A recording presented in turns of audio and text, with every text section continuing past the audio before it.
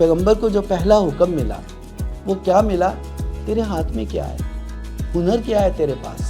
اور اگر آپ کے ذہن میں کوئی چیز آتی ہے کہ میں یہ نہیں کر سکتی، تو یہ یقین جانیں کہ یہ خام خواہ کی چین ہے۔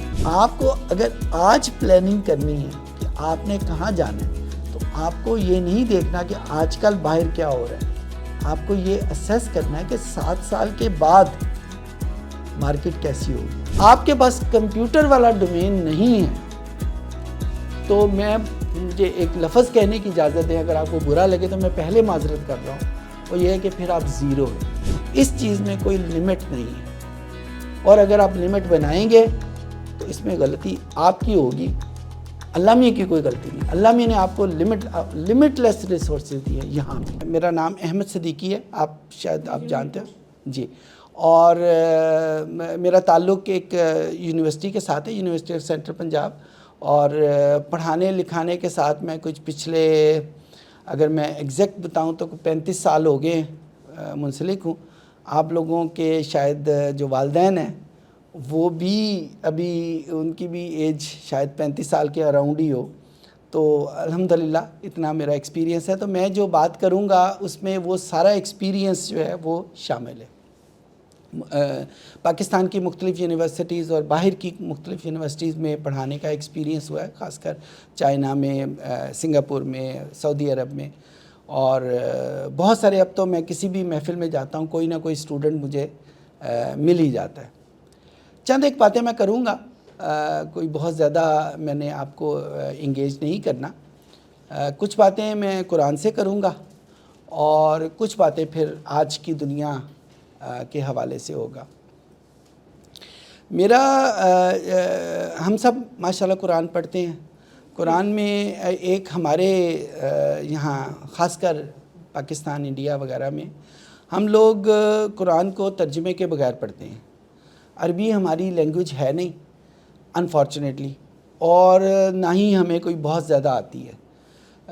کچھ لوگوں کو تو خیر آتی ہے، انہوں نے سیکھی ہوئی ہے، تو اس کا نقصان یہ ہوتا ہے کہ ہمیں بہت سو کو یہ پتہ ہی نہیں چلتا کہ قرآن ہمیں کیا کہہ رہا ہے۔ تو میں نے کوئی اچھے لوگوں کی کمپنی کی وجہ سے، کچھ پڑھنے کی وجہ سے چند ایک باتیں مجھے قرآن سے ملی ہیں، وہ میں آپ کے ساتھ شیئر کرنا چاہتا ہوں۔ موضوع سے نہیں ہٹوں گا، موضوع یہی ہوگا۔ قرآن پاک میں ایک سورت ہے 30ویں سپارے میں، اس کا نام ہے سورہ بلد۔ شاید آپ میں سے کچھ کو جانتا ہے، لا اقسم بہذا البلد، یہ اس سے شروع ہوتی ہے، اور اس کا ترجمہ میں آپ کے سامنے 1-2 آیتوں کا، ساری سورت نہیں، پہلی 2 آیتوں کے اوپر ہی ہم رہیں گے، اس کے آگے ہم نہیں جائیں گے۔ اللہ میاں قسم کھاتے ہیں، اور اللہ میاں کو قسم کھانے کی ضرورت نہیں ہے۔ اللہ میاں تو نعوذ باللہ کبھی غلط بات کر ہی نہیں سکتے نا۔ اگر ان کو کسی چیز کا نہیں پتہ تو پھر پتہ کس کو ہے؟ تو ان کو تو ساری باتوں کا پتہ ہے۔ تو وہ قسم کھاتے اس شہر کی کہ جس میں ہم ہیں، حاذا کہ یہ، لا اقسم بہذا البلد، کہ حاذا اس شہر کی۔ تو ویسے تفسیروں میں لکھا ہوا ہے کہ یہ رسول اکرم صلی اللہ علیہ وسلم کو مخاطب کر کے کہا ہے، ٹھیک ہے، لیکن قرآن پاک کے مخاطب ہم بھی تو ہیں، قرآن پاک ہمارے لیے اترا ہے نا۔ تو ہم یہ بھی کہہ سکتے ہیں کہ اس کا ایک مطلب یہ بھی ہے کہ اللہ میاں اس شہر کی قسم کھا رہے ہیں جس شہر میں اللہ میاں نے ہمیں پیدا کیا، جس میں ہم موجود ہیں۔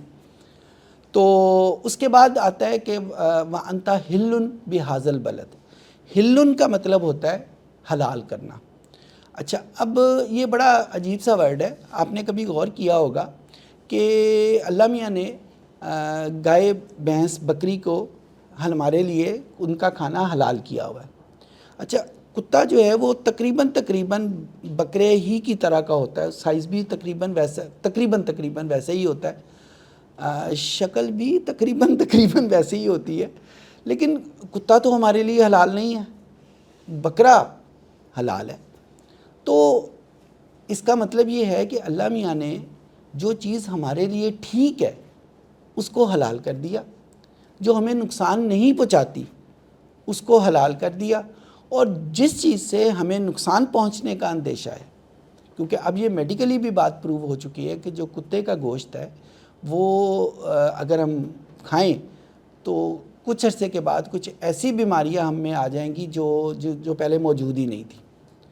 تو اللہ میاں نے تو ہمیں پہلے دن سے روک دیا ہوا کہ بھائی اس جانور کا گوشت نہیں کھانا. اسی طرح بہت سارے اور مثالیں ہیں. سانپ ہمارے لیے حلال نہیں ہے, ٹھیک ہے. گدھا ہمارے لیے حلال نہیں ہے. ویسے کچھ لوگ کچھ دکانوں میں سنا تھا اخباروں میں کہ ہمیں کھلاتے بھی رہے ہیں, تو پتہ نہیں یہ بات ٹھیک ہے یا غلط ہے, لیکن کم از کم خبروں میں یہ بات تھی. تو میرا کہنے کا جو مطلب ہے وہ یہ ہے کہ اللہ میاں نے اگر کوئی چیز ہمارے لیے حلال کی ہے تو وہ ٹھیک ہے, اور جو چیز ہمارے لیے حلال نہیں ہے وہ ہمارے لیے ٹھیک نہیں ہے. تو اللہ میاں قسم کھا رہا ہے اس شہر کی جس میں ہم ہیں, اور پھر بعد میں یہ کہتا ہے کہ وہ شہر ہمارے لیے اس نے حلال کر دیا. اس کا مطلب ہے کہ اس شہر میں ہمارے لیے ساری جو چیزیں ہیں وہ ٹھیک تھیں, تبھی اللہ میاں نے ہمیں اس میں پیدا کیا. اگر ہمارے لیے وہ شہر ٹھیک نہ ہوتا تو اللہ میاں وہاں پہ ہمیں پیدا ہی نہ کرتا. تو میرا پہلا پوائنٹ جو میں آپ کے ذہن میں بنانا چاہتا ہوں کہ جس بھی شہر میں آپ پیدا ہوئے ہیں یا جس بھی شہر میں آپ موجود ہیں, اسی شہر کو اللہ میاں نے آپ کے لیے ٹھیک کر دیا. اگر آپ نے ایکسپلور کرنا ہے, اگر آپ نے محنت کرنی ہے تو آپ نے اسی شہر میں کرنی ہے. کیونکہ اگر آپ کسی دوسرے شہر میں جائیں گے تو شاید وہ شہر آپ کے لیے اتنا اچھا نہ ہو. میں شاید کا ورڈ یوز کر رہا ہوں, شور تو نہیں پتہ. اور اس کے پیچھے یہ جو 2 آیتیں ہیں میں نے آپ کے سامنے کی ہیں, یہی اس میں رکھتا ہوں. تو میرا پہلا پوائنٹ جو میں آپ کے ذہن میں رکھنا چاہتا ہوں کہ جو آج کل بہت وبا پھیلی ہوئی ہے کہ باہر نکلو, باہر بھاگو, یہ کوئی اتنی اچھی وبا نہیں ہے. اللہ تعالیٰ نے اور اللہ کے رسول نے ہجرت صرف 2 موقعوں پہ حلال کی ہوئی ہے, 2 موقعوں کے لیے صحیح اس کو کہا ہوا ہے. ایک موقع تو یہ ہے کہ جب ہمیں اپنی جان کا خطرہ ہو, ہمیں پتہ ہو کہ اگر ہم یہاں رہے تو لوگ ہمیں مار دیں گے, تو اس موقع پہ آپ کے لیے اس شہر کو, اس جگہ کو چھوڑنا ٹھیک ہے. دوسرا اللہ میاں نے کہا ہوا ہے, اللہ کے رسول نے, کہ اگر آپ تبلیغ کے لیے جانا چاہتے ہیں. تو یہ دونوں موقع اگر نہیں ہیں پیسہ کمانے کے لیے ہجرت, تو کبھی بھی کسی کم از کم ہماری جو فقہ کی, شریعت کی جو کتابیں ہیں اس میں موجود نہیں ہیں. تو میں جو تھیسس آپ کے سامنے رکھنا چاہتا ہوں کہ آپ ذہن میں کہ باہر بھاگنے کا, کہ جی یہاں کچھ نہیں پڑا ہوا, تھوڑی سی ایفرٹ کی, کوئی رزلٹ نہیں نکلا, چلو جی یہ تو شہر ہی خراب ہے, یہ ملک خراب ہے, بھاگو یہاں سے. باہر بھی تو محنت کرنی پڑتی ہے. میں رہ کے آیا ہوا ہوں باہر تو بہت محنت کرنی پڑتی ہے, اور گھر کے ہر ممبر کو محنت کرنی پڑتی ہے. پھر کہیں جا کے آپ وہ جو کہتے ہیں نا بوتھ اینڈز میٹ, اپنی چیزوں کو مناسب کر پاتے ہیں. تو ایک چیز, پہلا تھیسس تو یہ ہے کہ بھاگنا نہیں ہے, بھاگنے میں کچھ نہیں پڑا ہوا. اللہ نے جب یہ کہا ہوا ہے تو اللہ کی بات کبھی جھوٹی نہیں ہوتی, تو اللہ میاں اس بات کو قسم کھا کے کہہ رہا ہے.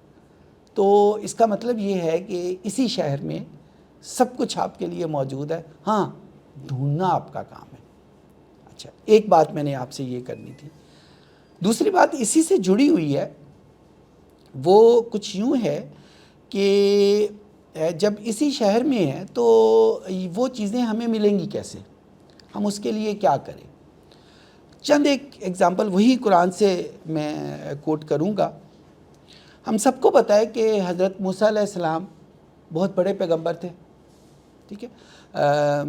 رسول پاک صلی اللہ علیہ وسلم سے پہلے یہودیوں کے یہ پیغمبر تھے. تو مکہ مدینہ میں بہت سارے یہودی آباد تھے, جس کی وجہ سے قرآن پاک کی شاید ہی کوئی صورت ہو جس میں حضرت موسیٰ علیہ السلام کا یا یہودیوں کا ذکر نہ موجود ہو. قرآن پاک میں 114 صورتیں ہیں, تو مجھے ایسا لگتا ہے, مجھے کوئی ایگزیکٹ اسٹیٹسٹکس یاد نہیں, اس میں سے میرا خیال 100 کے قریب صورتیں ایسی ہوں گی جس میں حضرت موسیٰ علیہ السلام کا یا یہودیوں کا ذکر موجود ہے. ویسے یہ تعداد آگے پیچھے بھی ہو سکتی ہے, مجھے ایسا لگتا ہے.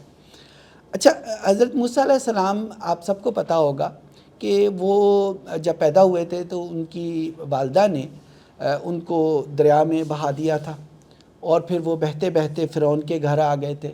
تو ان کی جو پرورش ہوئی تھی وہ فرعون کے گھر میں ہوئی تھی، فرعون کے بچوں کے ساتھ وہ کھیلتے ہوئے تھے، انہوں نے اپنا بچپن گزارا تھا. لیکن کیونکہ وہ رائل بلڈ نہیں تھے، یعنی شاہی خاندان نہیں تھے، رہتے اسی محل میں تھے، لیکن کیونکہ وہ شاہی خاندان سے ان کا تعلق نہیں تھا، تو فرعون نے بھی اپنے محل میں اپنے بچوں کے ساتھ کھیلنے تو دیتا تھا، لیکن اس کے کھانے پینے کا، سونے کا وہ کمرے یا وہ جگہ علیحدہ تھی.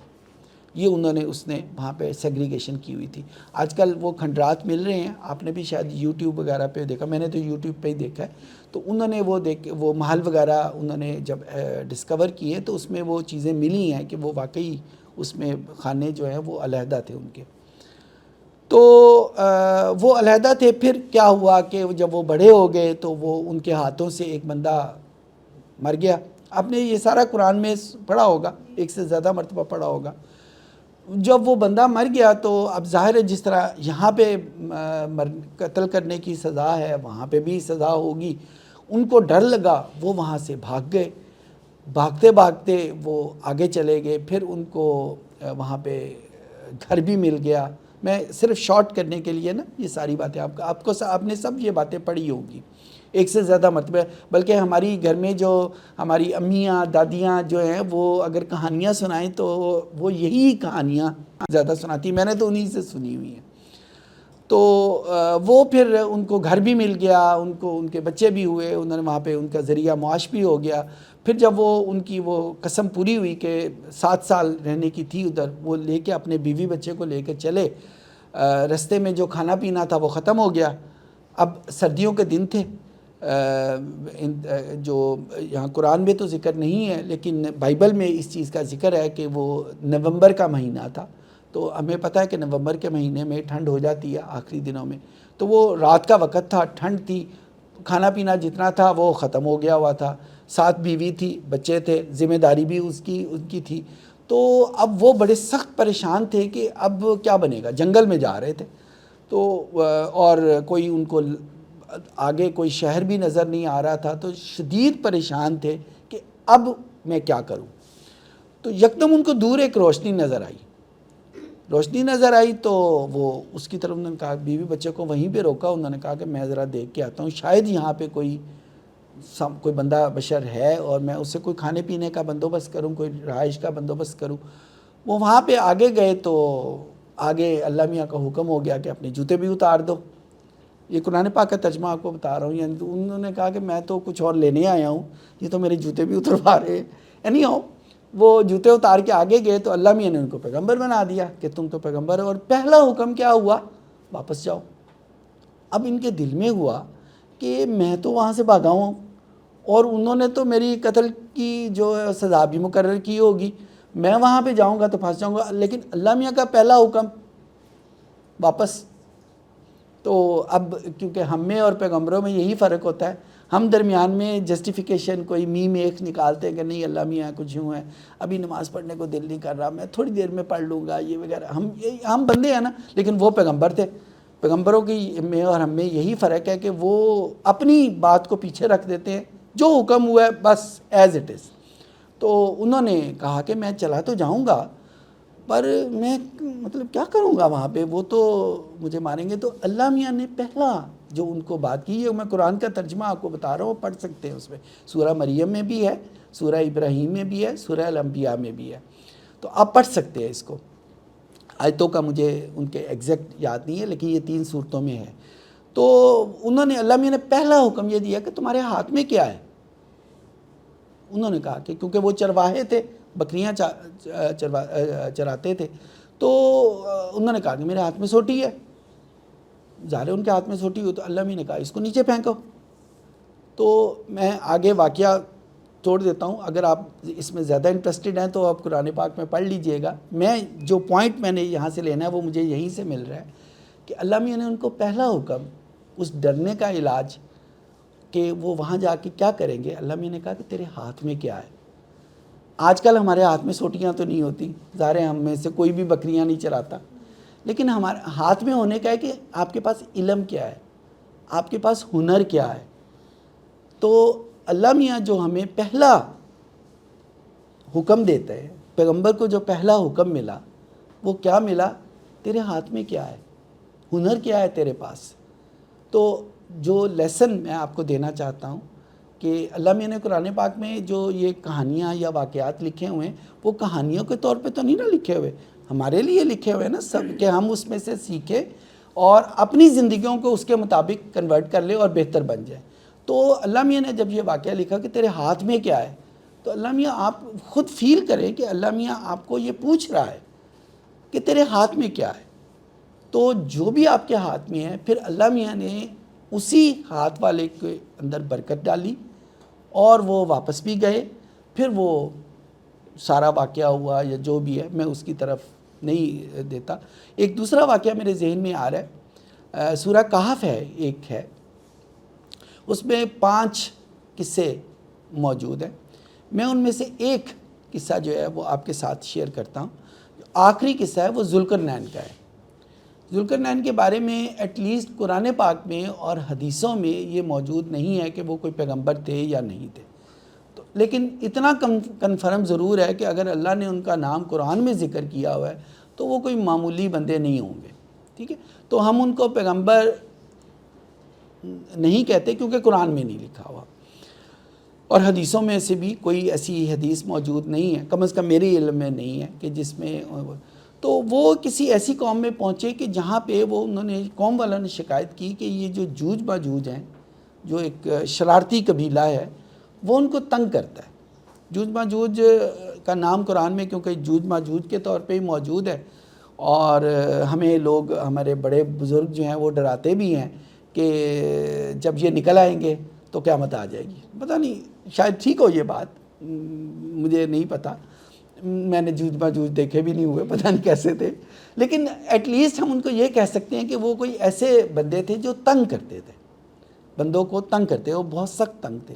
تو انہوں نے ذوالقرنین سے یہ شکایت کی یا ان کے مدد کی درخواست کی کہ ہماری مدد کرے، ہم بڑے تنگ ہیں ان سے، یہ آ جاتے ہیں روزانہ یا ہر ہفتے اور کھانے پینے کی چیزوں کو اٹھا کے لے جاتے ہیں، مار دیتے ہیں، اور قتل سارا کچھ جو گند مند جو موجود ہے وہ سارا کچھ کرتے ہیں، تو ہماری ان سے کچھ جان بخشی کی جائے۔ تو ذوالقرنین نے انہیں کیا کہا؟ میں نے کہا کہ آپ کے گھر میں کیا کچھ ہے، لے آؤ، ٹھیک ہے، آپ پڑھ لیجئے گا۔ پہلا کام، آپ کے پاس کیا ہے؟ تو میرا جو زور جس پوائنٹ پہ میں دے رہا ہوں کہ اس اللہ کے بندے نے جس کا ذکر قرآن میں موجود ہے اور بڑے اچھے لفظوں میں موجود ہے، اللہ نے تعریف کی ہوئی ہے، تو اس نے بندوں کو کیا کہا؟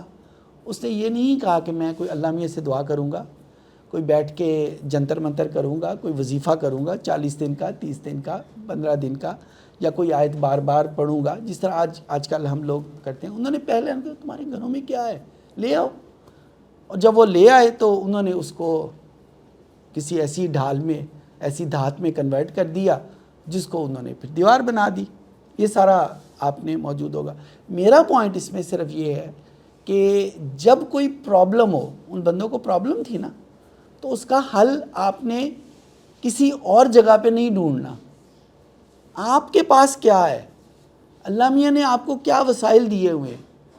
اللہ میاں سے اگر آپ یہ بالکل نہیں کہہ سکتے کہ اگر اللہ میاں نے آپ کو کسی پرابلم میں ڈالا ہے تو اس کے وسائل آپ کے پاس نہیں ہیں، یہ ممکن نہیں ہے۔ اللہ میاں پہلے وہ وسائل آپ کے پاس رکھتا ہے، پھر وہ پرابلم جو ہے وہ آپ کے پاس آتی ہے۔ تو میرا جو دوسرا پوائنٹ جو اسی پہلے پوائنٹ سے ریلیٹڈ ہے وہ یہی ہے کہ جب کوئی پرابلم آئے تو آپ پہلا جو دیکھیں کہ آپ کے پاس وسائل کیا ہے۔ وہی پوائنٹ اگر میں اس کو تھوڑے سے دوسرے لفظوں میں کہوں کہ آپ کے ہاتھ میں کیا ہے، آپ کے پاس کیا ہے، آپ کیا کر سکتے ہیں۔ اسی طرح کے ایک اور واقعہ میرے ذہن میں آ رہا ہے، تھوڑا سا واقعہ عجیب ہے، آپ ذرا، ہے قرآن کا واقعہ۔ حضرت مریم علیہ السلام ہم سب کو پتہ ہے، سورہ مریم میں ان کا ذکر موجود ہے۔ مریم علیہ السلام کی والدہ نے، سورہ آل عمران میں موجود ہے کہ انہوں نے منت مانگی کہ میرے گھر میں بیٹا ہو، یا میرے گھر میں جو بھی بچہ ہوگا میں مسجد میں دے دوں. تو امپلیسٹلی ان کے دماغ میں تھا کہ اللہ میاں کو بھی پتہ ہے کہ مسجد میں کون لڑکی تو نہیں جاتی, تو وہ لڑکا ہوگا. تو پرائمریلی وہ یہ لفظ یوز کیے بغیر اللہ میاں سے کہہ یہ رہی تھی کہ مجھے بیٹا ہو. اب لڑکی ہو گئی, تو اب انہوں نے اللہ میاں کو بھی, یہ سورہ آل عمران میں موجود ہے کہ یہ تو لڑکی ہے. جس طرح اللہ میاں کو یہ کہہ رہی ہو کہ مطلب تمہیں نہیں پتہ یہ تو لڑکی ہے, اب میں کیا کروں. لیکن اب منت مانگی ہوئی تھی, مسجد میں کر دی. اب قرآن میں تو اس کا اتنی تفصیل سے نہیں ذکر نہیں ہے. جو زبور اور انجیل ہے اور جو ہسٹری ہے اس میں انہوں نے کہا کہ انہوں نے مسجد میں ایک کمرہ اسپیشل بنایا, کیونکہ لڑکی تھی نا, تو عام لڑکوں کے ساتھ تو نہیں وہ رہ سکتی تھی. تو انہوں نے ایک علیحدہ کمرہ بنایا اور اس کمرے میں کوئی کھڑکی نہیں تھی. اس کمرے میں صرف ایک دروازہ تھا. اور وہ کمرہ کیونکہ ایک جس طرح آج کل ہمیں ٹری ہاؤس بناتے ہیں نا, ٹری ہاؤس کی طرح کا کمرہ تھا, یعنی ایک درخت کے اوپر کمرہ تھا اور اس کے اندر جانے کا رستہ اس کے نیچے سے تھا. سیڑھیاں لگی ہوئی تھی جس کو بعد میں اتار لیا جاتا تھا, اور وہ کمرہ یعنی ایکسیسیبل نہیں. جب سیڑھیاں اتر گئیں, ایک ہی دروازہ ہے, جس کے بعد سیڑھیاں اتر گئیں تو کچھ بھی نہیں, یعنی اس کمرے کے اندر جانے کا کوئی رستہ نہیں تھا. تو بعد میں وہ پھر جب آپ سب کو پتہ ہوگا کہ وہ فرشتہ آیا, فرشتے نے کہا کہ ایک بچہ آنے والا ہے, وہ بہت پریشان ہو گئی کہ یہ کیسے ہو گیا. مطلب میں تو کمرے میں کوئی کھڑکی نہیں ہے, کوئی دروازہ نہیں ہے, یہ کیسے ہو گیا. اب آپ ذرا امیجن کریں کہ ایک لڑکی ہے اور بائبل کے مطابق اس وقت ان کی عمر کے تقریباً 14-15 سال کے قریب تھی. آپ, میرا خیال ہے کہ آپ تقریباً اسی ایج گروپ میں ہیں, ٹھیک ہے, یا کوئی 1 سال بڑی یا 1 سال چھوٹی ہوں گی. آپ اپنے آپ کو امیجن کریں کہ ایک لڑکی جس کے اوپر یہ افتاد پڑی ہے کہ وہ لوگوں کو کیا بتائے گی کہ میں یہ کیا ہوا ہے. اب اور وہ بہت شریف خاندان کی تھی, پیغمبروں کا خاندان تھا, تو سائیکولوجیکلی اس کے اوپر کتنا پریشر ہوگا کہ وہ کیا سوچتی ہوگی کہ اب میں کیا کروں, لوگوں کو کیسے فیس کروں گی. پھر اسی طریقے سے اس کے اوپر سوشل پریشر بھی تھا کہ لوگ میرے بارے میں, میرے خاندان کے بارے میں کیسی الٹی سیدھی باتیں کریں گے, اور میں تو چلو مجھے لوگ گندا کہیں گے, میرے خاندان کو گندا کہہ رہے ہیں, اس کا کیا بنے گا. تو اس کے اوپر سائیکولوجیکل پریشر اور سوشل پریشر یہ موجود تھا. اور پھر میں خود کبھی تو لڑکی نہیں رہا ہوا, لیکن میں نے دیکھا ہوا ہے کہ جب یہ دن آتے ہیں تو بہت فزیکلی بہت تکلیف ہوتی ہے. تو اس کو وہ فزیکل تکلیف بھی تھی, ٹھیک ہے. تو تینوں قسم کی تکالیف مریم کو فیس کر رہی تھی. اور وہ اس کی عمر کتنی تھی, 14-15 سال. اس میں اس کا ذہن کیا, آپ اپنے آپ کو ان کے پاؤں میں رکھ کے آپ یہ سوچ سکتی ہیں کہ کیا اس بچی پہ گزر رہی ہوگی کہ جس کو تینوں قسم کے پریشر وہ فیس کر رہی تھی. اچھا, پھر وہ اللہ کے حکم سے ہی اس کمرے سے نکلی اور ایک باہر چلی گئی, شہر سے باہر چلی گئی اور ایک کھجور کے درخت کے نیچے بیٹھ گئی. یہ اللہ کا حکم تھا. آپ لوگوں نے کھجور کا درخت دیکھا ہوا ہے؟ کھجور کا درخت بڑا سخت ہوتا ہے, وہ تنا اس کا موٹا ہوتا ہے, گول ہوتا ہے, اور تنے کے اوپر ایک چھال ہوتی ہے. اگر آپ اس کو ہاتھ لگائیں تو آپ کا ہاتھ چھل جائے گا, کیونکہ اس کے اوپر بڑی سخت قسم کی چھال ہوتی ہے. اب اللہ کا حکم کیا آیا جب ان کو تکلیف میں تھی کہ اس درخت کو ہلاؤ. میں گرون اپ ہوں الحمدللہ, میں اگر اس درخت کو کھجور کے درخت کو کوشش کروں نا, میں نہیں ہلا سکتا. آپ کبھی آپ کو موقع ملے نا تو آپ کر کے دیکھیے گا. میں نے کر کے دیکھا ہوا ہے. میں نے جب یہ واقعہ پڑھا تھا نا تو میں نے یہ اس کو کر کے دیکھا تھا. تو وہ درخت نہیں ہلتا. آپ 2-3 بندے اور بھی ساتھ میں لا لیں اور اس کھجور کے درخت کو ہلانے کی کوشش کریں, وہ نہیں ہلتا. لیکن اللہ کا حکم کیا تھا, ہلاؤ اس کو. تو اب وہی بات جو میں نے پہلے کی تھی موسیٰ علیہ السلام کے بارے میں, کہ ہم لوگ ہوتے تو ہم دل میں کچھ سوچتے کہ یہ میں اتنی تکلیف میں ہوں اور اللہ میاں مجھے کیا کہہ رہا ہے, اس درخت کو ہلاؤ, جو مجھ سے ہلے گا بھی نہیں. لیکن کیونکہ وہ بہت بہت اونچی ہستی تھی، قرآن پاک میں ان کا ذکر موجود ہے، بہت اونچی ہستی تھی. تو انہوں نے کوئی میں درمیان میں کوئی دماغ میں ان کے خیال نہیں آیا، جو اللہ کا حکم تھا انہوں نے اس کے مطابق اس کو کیا. پھر وہ ہلا درخت، اس میں سے کھجوریں بھی گری، پانی بھی نکل آیا. وہ بچہ جو پہلے دن کا تھا وہ بولنے بھی لگ پڑا. میرا تھیسس میرا پوائنٹ جو میں آپ کے ذہن میں بنانا چاہتا ہوں، اللہ نے ان کو کہا کہ اپنے ہاتھ سے کام کرو، ہلاؤ، اس کو خود ہلاؤ. جب ہلایا تو اللہ کی مدد آ گئی. اللہ کی مدد پہلے بھی تو آ سکتی تھی نا، بعد میں بھی تو اللہ نے مدد دی نا. لیکن اللہ نے ہم لوگوں کو سبق کیا دیا؟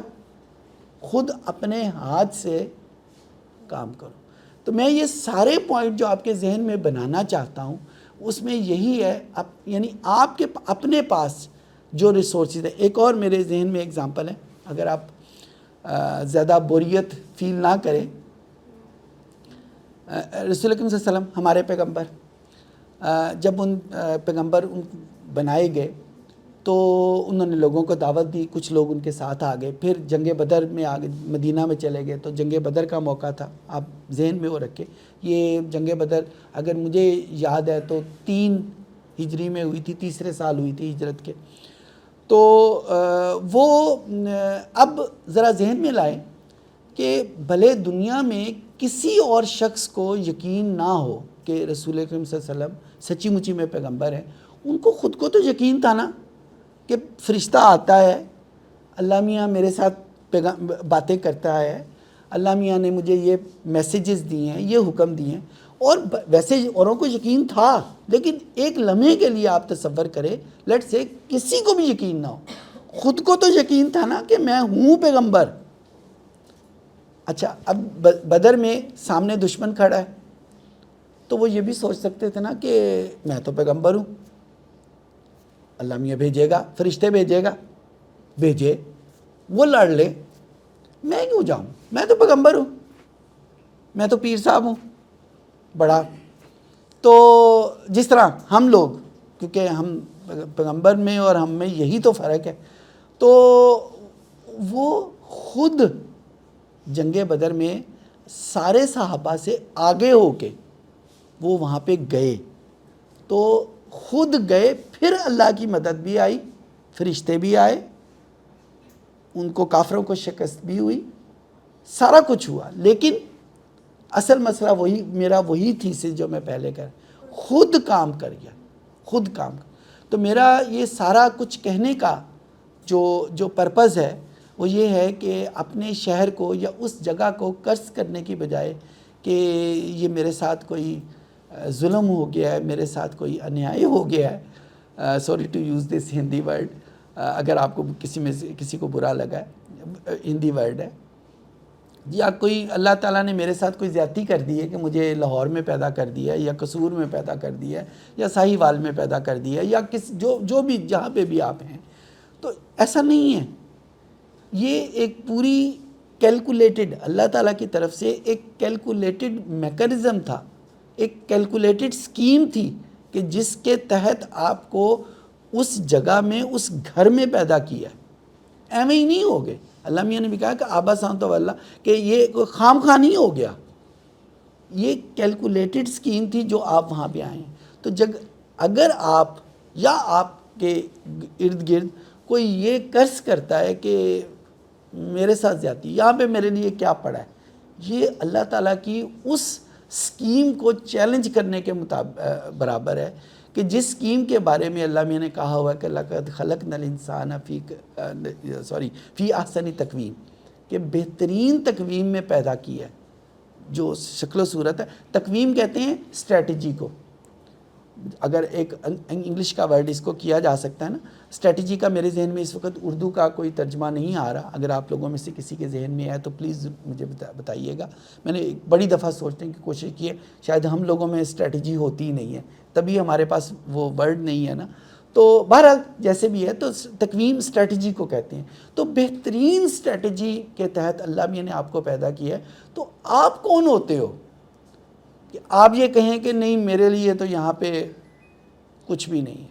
یہ آپ کا کام ہے کہ آپ ان ریسورسز کو جو اللہ میاں نے آپ کو دیے ہوئے ہیں اس کا شکر بھی کریں اور پھر اس کو یوز بھی کریں. اللہ میاں وہیں پہ برکت ڈالے گا. اللہ میاں نے پورے قرآن میں یہی لکھا ہوا ہے کہ وہیں پہ برکت آتی ہے. لیکن پہلی شرط کیا ہے؟ پہلا سٹیپ کیا ہے؟ آپ کو خود پہلا سٹیپ آپ کو خود لینا پڑے گا. اگر آپ پہلا سٹیپ خود نہیں لیں گے، کوئی اور انکلوڈنگ اللہ میاں، ہاں اللہ میاں کا کسی کے اوپر خود رحم آ جائے کیونکہ وہ رحیم الکریم ہے، مالک ہے، جو مرضی کرے اس کو کس نے پوچھنا ہے، وہ بات ٹھیک ہے. لیکن ایٹ لیسٹ جو اللہ نے ہمیں سبق دیا ہے وہ یہی سبق دیا ہے کہ پہلا سٹیپ آپ نے خود لینا ہے. اگر وہ نہیں لیں گے کوئی بندہ آپ کی مدد نہیں کرے گا. یہ میرا پہلا پوائنٹ تھا جو میں آپ لوگوں کے ذہن میں بنانا چاہتا تھا. آئی ہوپ کہ آپ کے ذہن میں یہ پوائنٹ بن گیا ہوگا. دوسرا پوائنٹ ایک ذرا تھوڑا سا ڈیفرنٹ ہے، وہ قرآن سے نہیں ہے. میں نے یہ واقعہ کسی جگہ پڑھا بھی تھا اور میں نے خود اس کو ایکسپیرینس بھی کیا ہے. آج سے کچھ عرصہ پہلے، جہاں تک مجھے یاد پڑتا ہے کوئی 8-10 سال پہلے، مجھے ایک تجربہ ہوا کہ سری لنکا میں ایک ٹریننگ کنڈکٹ کرنے کا، کولمبو میں ٹریننگ.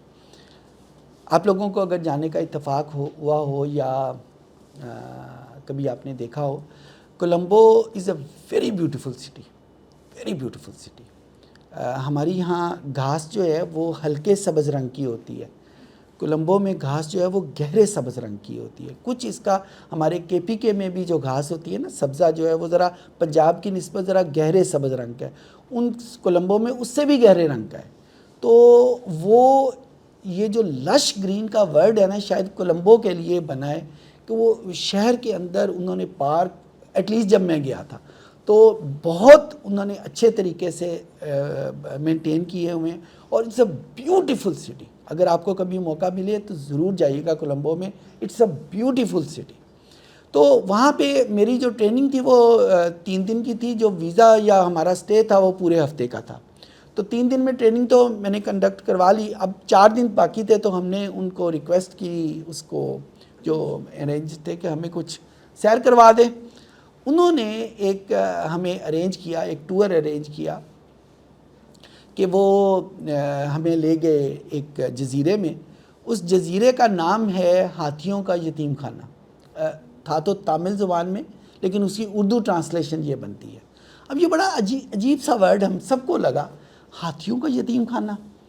تو بہرحال ہم ساتھ گئے وہاں پہ جزیرے میں گئے تو وہاں پہ ہر قسم کے ہاتھی گھوم پھر رہے تھے، چھوٹے چھوٹے، اور یقین مانیے بڑے کیوٹ تھے. اتنے چھوٹے ہاتھی، سونڈ بھی، اور ان کے وہ پاؤں جس طرح وہ چل رہے تھے، جس طرح چھوٹا بچہ بڑا خوبصورت ہوتا ہے اسی طرح اب ہاتھی کا جو، اور really they were very cute. اور میں نے ہاتھی صرف ایک کلر کا دیکھا ہوا تھا اور وہاں پہ میں نے ہاتھی ہر رنگ کا دیکھا. سرخ رنگ کا ہاتھی میں نے زندگی میں پہلی مرتبہ دیکھا، فل ریڈ، تھوڑا سا ریڈ نہیں، فل ریڈ. سملرلی بلو. باقی جو وہ گرے کلر کا تو ہوتا ہے وہ تو ہوتا ہی ہوتا ہے، وہ تو ہم سب نے دیکھا ہوا ہے. اینی ہو، تو ایک چیز بہت عجیب تھی. یہ میرا خیال ہے یہ شاہ صاحب نے بھی ایک اپنی بک میں، مجھے یاد پڑتا ہے کہ اس قصے کو کیا ہوا ہے، شاید وہ بھی وہاں پہ گئے ہوں گے تو انہوں نے بھی اس کو کیا. تو میں بہت ساری لینگویج وہی یوز کروں گا جو شاہ صاحب نے اپنی کتاب میں کی تھی. اور میں واقعہ بھی اسی وجہ سے بیان کر رہا ہوں کہ انہوں نے اس میں سے لیسن بڑا اچھا نکالا تھا، تو میں وہی لیسن آپ کو کنوے کرنا چاہتا ہوں. تو جو عجیب بات ہمیں لگی، وہ جو چھوٹے چھوٹے کیوٹ ہاتھی تھے نا، ان سب کی ٹانگوں کو انہوں نے چین سے باندھا ہوا تھا، اور وہ جو بڑے بڑے ہاتھی تھے وہ گھلے پھر رہے تھے. بڑی عجیب بات لگی کہ یار یہ تو کھلا تضاد ہے کہ وہ چھوٹے ہاتھی بیچارے، ایک تو کیوٹ ہے اتنے، ان میں کتنا کو زور ہوگا، چھوٹے چھوٹے تھے تو وہ بھاگ سکتے ہیں، وہ تو بھاگنا بھی چاہیں وہ تو نہیں بھاگ سکیں گے. ان کو انہوں نے چین میں باندھا ہوا ہے، رسیاں ڈالی ہوئی ہیں. اور وہ جو بڑے ہاتھی تھے جو فل گرون اپ، جن میں پورا زور جتنا ہوتا ہے ایک ہاتھی میں وہ موجود ہے، وہ کھلے پھر رہے ہیں. اب یہ بات جس طرح مجھے عجیب لگی، وہاں پہ میرے ساتھ جتنے بھی تھے وہ سب کو عجیب لگی بات کہ، اور شاید وہ جو ہمیں گائیڈ ہمارے ساتھ تھا اس کو اس نے دیکھ لیا ہمارے چہروں کے اوپر. اس نے وہیں پہ اشارہ کیا کہ میں آپ کو بتاؤں گا. وہ جب چائے کا وقفہ ہوا تو ہم سب نے سوالیہ نشان ہمارے چہروں پہ تھا کہ یہ کیا معاملہ ہے کہ یہ تو آپ نے بیچارے چھوٹے چھوٹے ہاتھیوں پہ اتنا ظلم کیا ہوا ہے. اس نے کہا کہ دیکھیں آپ پریشان نہ ہوں, یہ جو ہاتھی جب یہاں پہ آتے ہیں چھوٹے چھوٹے یا پیدا ہوتے ہیں یہاں پہ, تو ہم ان کو چین ڈال دیتے ہیں, وہ کوشش کرتے ہیں بھاگنے کی کیونکہ زور کم ہوتا ہے, چین توڑا نہیں سکتے. تو آہستہ آہستہ ان کے ذہن میں بیٹھ جاتا ہے کہ ہم یہاں سے بھاگ نہیں سکتے. اور جب ان کے ذہن میں یہ چیز آ جاتی ہے کہ ہم بھاگ نہیں سکتے, تو پھر ہم ان کی چین اتار دیتے ہیں, کیونکہ ان کے ذہنوں میں یہ پرنٹ ہو گیا ہے کہ ہم یہاں سے بھاگ ہی نہیں سکتے. تو وہ جو بڑے بڑے ہاتھی ہیں وہ پھر اپنی باقی ساری عمر وہیں پہ گزار دیتے ہیں, کیونکہ ان کے ذہن میں یہ چیز آ گئی ہوئی ہے ہم یہاں سے بھاگ نہیں سکتے. آپ کو میں یہ قصہ اس وجہ سے بتا رہا ہوں, ہم میں سے کوئی بھی ہاتھی نہیں ہے, کوئی بھی ہتھنی نہیں ہے نا, کوئی بھی نہیں ہے نا. اور آپ اگر کنفرم کرنا چاہتے ہیں تو اپنے گھر میں جو شیشہ لگا ہو اس میں دیکھ بھی سکتے ہیں, کوئی بھی نہیں ہے. لیکن انفارچونیٹلی, یہ میں بڑا امپورٹنٹ فقرہ بولنے لگا ہوں, اس کو ذرا دھیان سے سنیے گا. انفارچونیٹلی ہم سب کے ذہنوں میں وہ چین موجود ہے کہ یہ کام میں کر سکتی ہوں اور یہ کام میں نہیں کر سکتی, یہ میرے لیے گو ایریا ہے اور یہ میرے لیے نو گو ایریا ہے. ہم نے وہ جو چین ہے نا وہ اپنے ذہنوں میں باندھ لی ہوئی ہے. جس طرح آج سے کچھ عرصہ پہلے آپ سب کو پتہ ہوگا مشہور بات تھی کہ لڑکیاں بائک نہیں چلا سکتی, ٹھیک ہے. ایٹ لیسٹ جب میرا بچپن تھا نا تو میری بہنوں میں سے کسی نے بائک نہیں چلائی. کیوں نہیں؟ میں نے چلائی ہے لیکن انہوں نے نہیں چلائی. کیوں؟ شاید میرے ذہن میں بھی اور ان کے ذہن میں بھی اور شاید میرے والدین کے ذہن میں بھی یہ تھا کہ لڑکیاں بائک نہیں چلاتی. لیکن اب ماشاءاللہ ساری چلا رہی ہیں اور بہت کام کر رہی ہیں, مجھے بہت اچھا لگتا ہے. ایٹ لیسٹ اپنے پاؤں پہ تو ہے نا, کسی کو کہنا نہیں پڑتا, خود جہاں جانا ہو چلی جاتی ہیں. تو کہنے کا مطلب یہ ہے کہ اسی طرح کے بہت سارے ٹیبوز کے ایک ورڈ ہے, آپ کو پتہ ہے اس مطلب کا؟ ٹیبو کا مطلب, یہ انگریزی زبان کا ورڈ ہے, TABOO. ٹیبو ایک ورڈ ہے اور اس کا مطلب ہوتا ہے کہ سماجی پریشر کے تحت یا کوئی سٹگما ہوتا ہے. جس طرح ہم عام طور پہ اگر میں آپ سے پوچھوں کہ آپ جھوٹ بولتے ہیں تو بڑا مشکل ہوگا نا اس کا جواب ہاں میں دینا, تو یہ ایک ٹیبو ہے. جس طرح ایک اور ہم کہہ سکتے ہیں, اب میں آپ سے سوال پوچھوں کہ آپ نماز پڑھتی ہیں, اب اس کا اصل میں جو جواب ہے وہ تو آپ کو پتہ ہے, لیکن اس کو بتانا, کیا آپ چوری کرتے ہیں؟ ٹھیک ہے, کیا آپ امی کو یا ابو کو نہ کہتے ہیں؟ اب یہ وہ سارے ایریاز ہیں. کیا آپ لڑکوں کے ساتھ دوستی کرتے ہیں؟ اب یہ وہ ساری چیزیں ہیں جو سٹگمیٹک ہیں, ایک سٹگما ہے. ان ساری چیزوں کو ٹیبوز کہتے ہیں کہ ہمارے معاشرے نے کچھ قیدیں, کچھ چیزیں, کچھ نارم, کچھ پرنسپل بنا دیے ہوئے ہیں. وہ پرنسپلز کو ٹیبوز کہتے ہیں. تو ہم لوگوں نے کچھ ٹیبو تو صحیح والے ہوتے ہیں, وہ ہونے چاہیے, لیکن بہت سارے ٹیبوز, بہت ساری ایسی چیزیں خام خواہ بنی ہوتی ہیں. گھر کا کام کھانے والا, کھانا پکانا, کھانا نہیں, وہ لڑکیوں نہیں کر رہا ہے. کیوں بھائی؟ ہے نا, لیکن ہم نے انڈرسٹوڈ لے لیا ہوا ہے. تو میں آپ کو جو میسج دینا چاہتا ہوں, میں آپ کو کسی بغاوت میں نہیں اکسا رہا, میں آپ کو میسج جو دینا چاہتا ہوں وہ صرف اور صرف یہ ہے کہ آپ اپنے ذہن میں اگر کوئی نو گو ایریا کا سمجھتے ہیں کہ نو گو, اس ایریے میں ہم نہیں جا سکتے. جس طرح افغانستان میں کچھ ایریاز ہیں جو نو گو ایریا. کیوں؟ کیونکہ وہاں پہ لڑائی ہو رہی ہے, تو انہوں نے اس ایریے کو ڈیزگنیٹ کر دیا کہ یہ نو گو ایریا ہے. گو ایریا کیا ہے کہ یہاں پہ آپ جا سکتے ہیں, نو گو ایریا کہ یہاں پہ آپ نہیں جا سکتے. تو ہم لوگوں نے اپنے برینز میں وہ نو گو ایریا بنا دیے ہیں کہ بھئی یہ کام میں نے نہیں کرنا. میتھ نہیں بھائی, لڑکیاں میتھ نہیں پڑھتی. ہوائی جہاز کی پائلٹ نہیں بھائی, یہ لڑکیاں نہیں کرتی. اسی طریقے سے انجینئرنگ لڑکیاں نہیں کرتی، لڑکیوں کے لیے یہ نہیں ہے. ایچ آر ہاں یہ لڑکیاں کرتی ہیں، یہ H R human resources management جو ہے یہ لڑکیوں کا کام ہے، یہ لڑکیاں کرتی ہیں. کیوں بھائی؟ کس نے لکھا ہوا ہے؟ کہاں ہے؟ کیسے ثابت ہوا ہے؟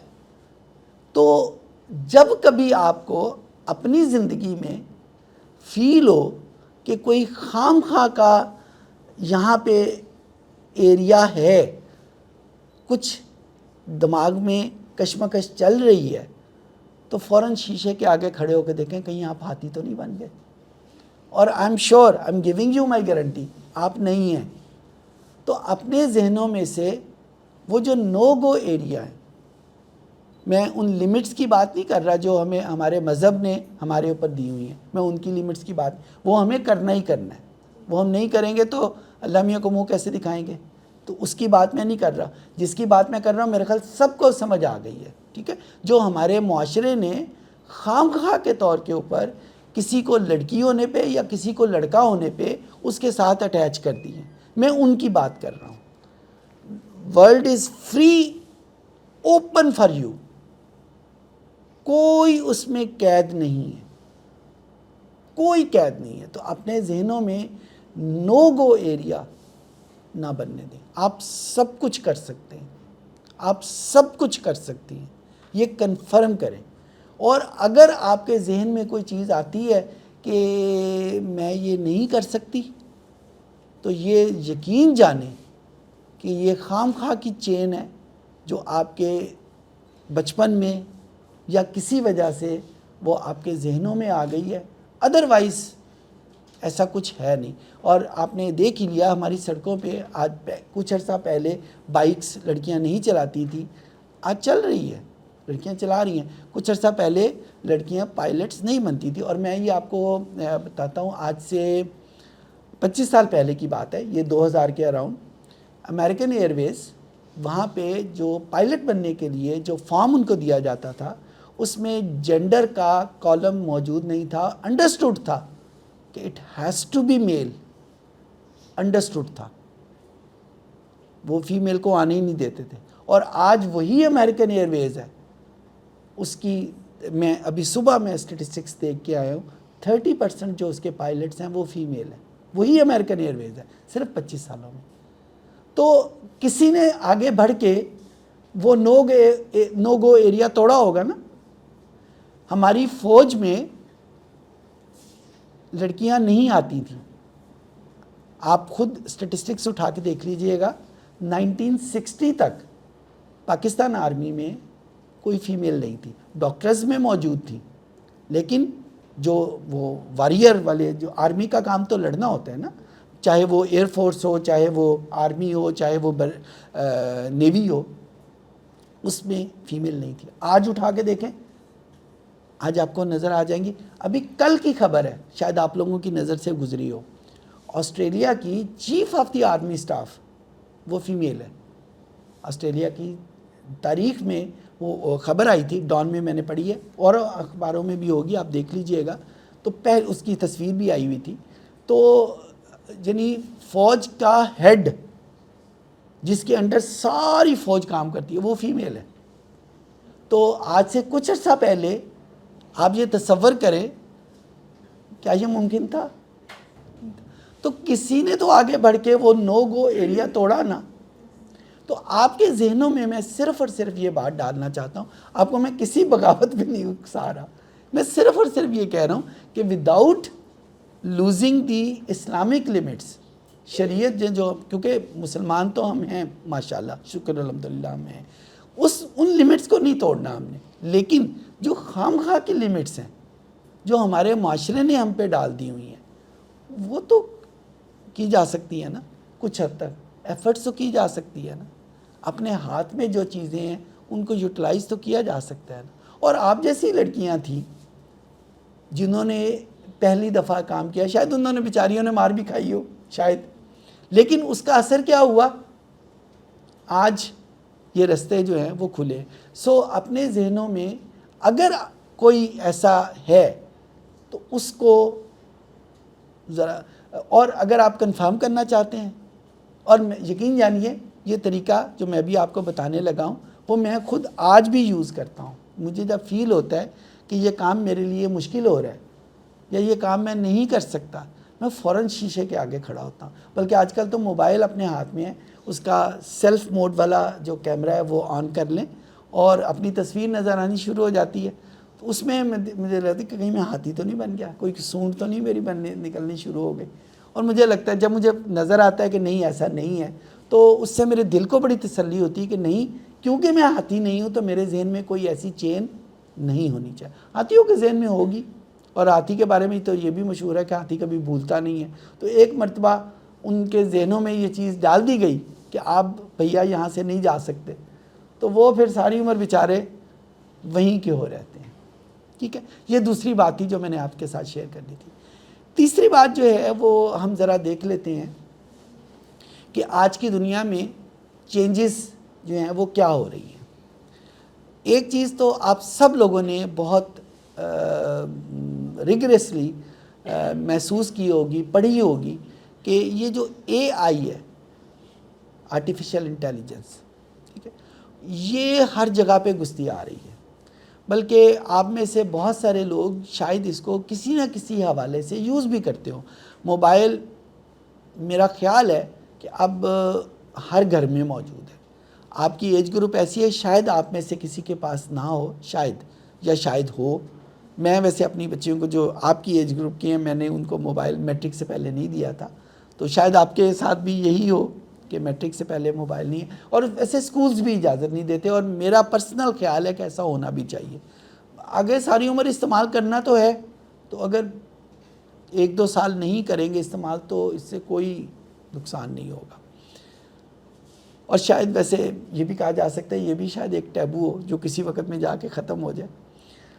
لیکن یہ جو موبائل ہے اس میں بہت حد تک یہ آرٹیفیشل انٹیلیجنس جو ہے وہ آ چکی ہے. اس آرٹیفیشل انٹیلیجنس نے نا ہمارے سوشل اسکیم کو کمپلیٹلی چینج کر دیا. آج سے 5 سال پہلے, آج سے 10 سال پہلے جو رستے, میں اب ارننگ کی بات کر رہا ہوں, میں پروفیشنز کی بات کر رہا ہوں, پیورلی پروفیشنز کی, تو آج سے 5 سال 10 سال پہلے جو پروفیشنز ہمارے ذہنوں میں تھے, آج کی دنیا میں وہ پروفیشنز کمپلیٹلی چینج ہو گئے. میں اس کی چھوٹی سی آپ کو مثال دیتا ہوں, شاید آپ لوگوں نے پرسنلی اس چیز کو فیل کیا ہو. یہ میرے ہاتھ میں گھڑی ہے, ایپل واچ, ٹھیک ہے.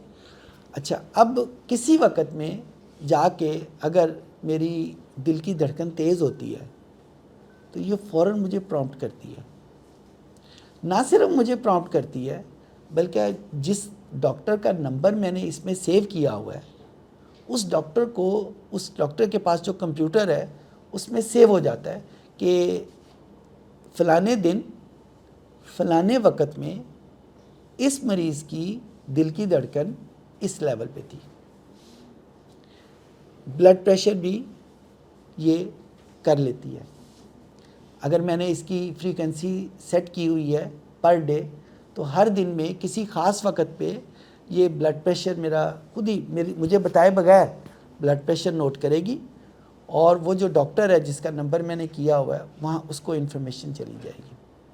اگر الحمدللہ میں ڈائبٹیز نہیں ہوں, ڈائبٹک نہیں ہوں, تو لیکن اگر میں ڈائبٹک ہوں تو glucose level it's a very severe. آپ کے آبزرویشن میں اگر کوئی مریض ہو تو ان کی گلوکوز کی لیول کو چیک کرنا بڑا ضروری ہوتا ہے. نہ وہ بہت زیادہ نیچے ہونا چاہیے, نہ وہ بہت زیادہ اوپر ہونا چاہیے, دونوں صورتوں میں خراب ہے. تو یہ مجھے بتائے بغیر میرا وہ گلوکوز لیول چیک کرے گی اور اس ڈاکٹر کو پتہ چل جائے گا. تو میرا یہ اگزامپل دینے کا شو آف کرنا نہیں تھا, میرا اگزامپل دینے کا مقصد یہ تھا کہ جو آج سے 5 سال پہلے 10 سال پہلے جو کام ڈاکٹروں کا تھا, جو کام MBBS والوں کا تھا, اب MBBS والوں سے یہ کام اس نے لے لیا. تو MBBS کی ویلیو کم ہو گئی نا. اب لوگ ان کے پاس اپنا بلڈ پریشر چیک کروانے نہیں آئیں گے. اچھا, یہ میں نے صرف ایک واچ کی آپ کو اگزامپل دی ہے. مارکیٹ میں بے تحاشا قسم کی واچز موجود ہیں, اور تقریباً ساری ہی انہی فیچرز کے ساتھ کام کرتی ہیں. کسی میں 1-2 فیچرز زیادہ ہوں گے, کسی میں 1-2 فیچرز کم ہوں گے, لیکن ہیں, موجود ہیں.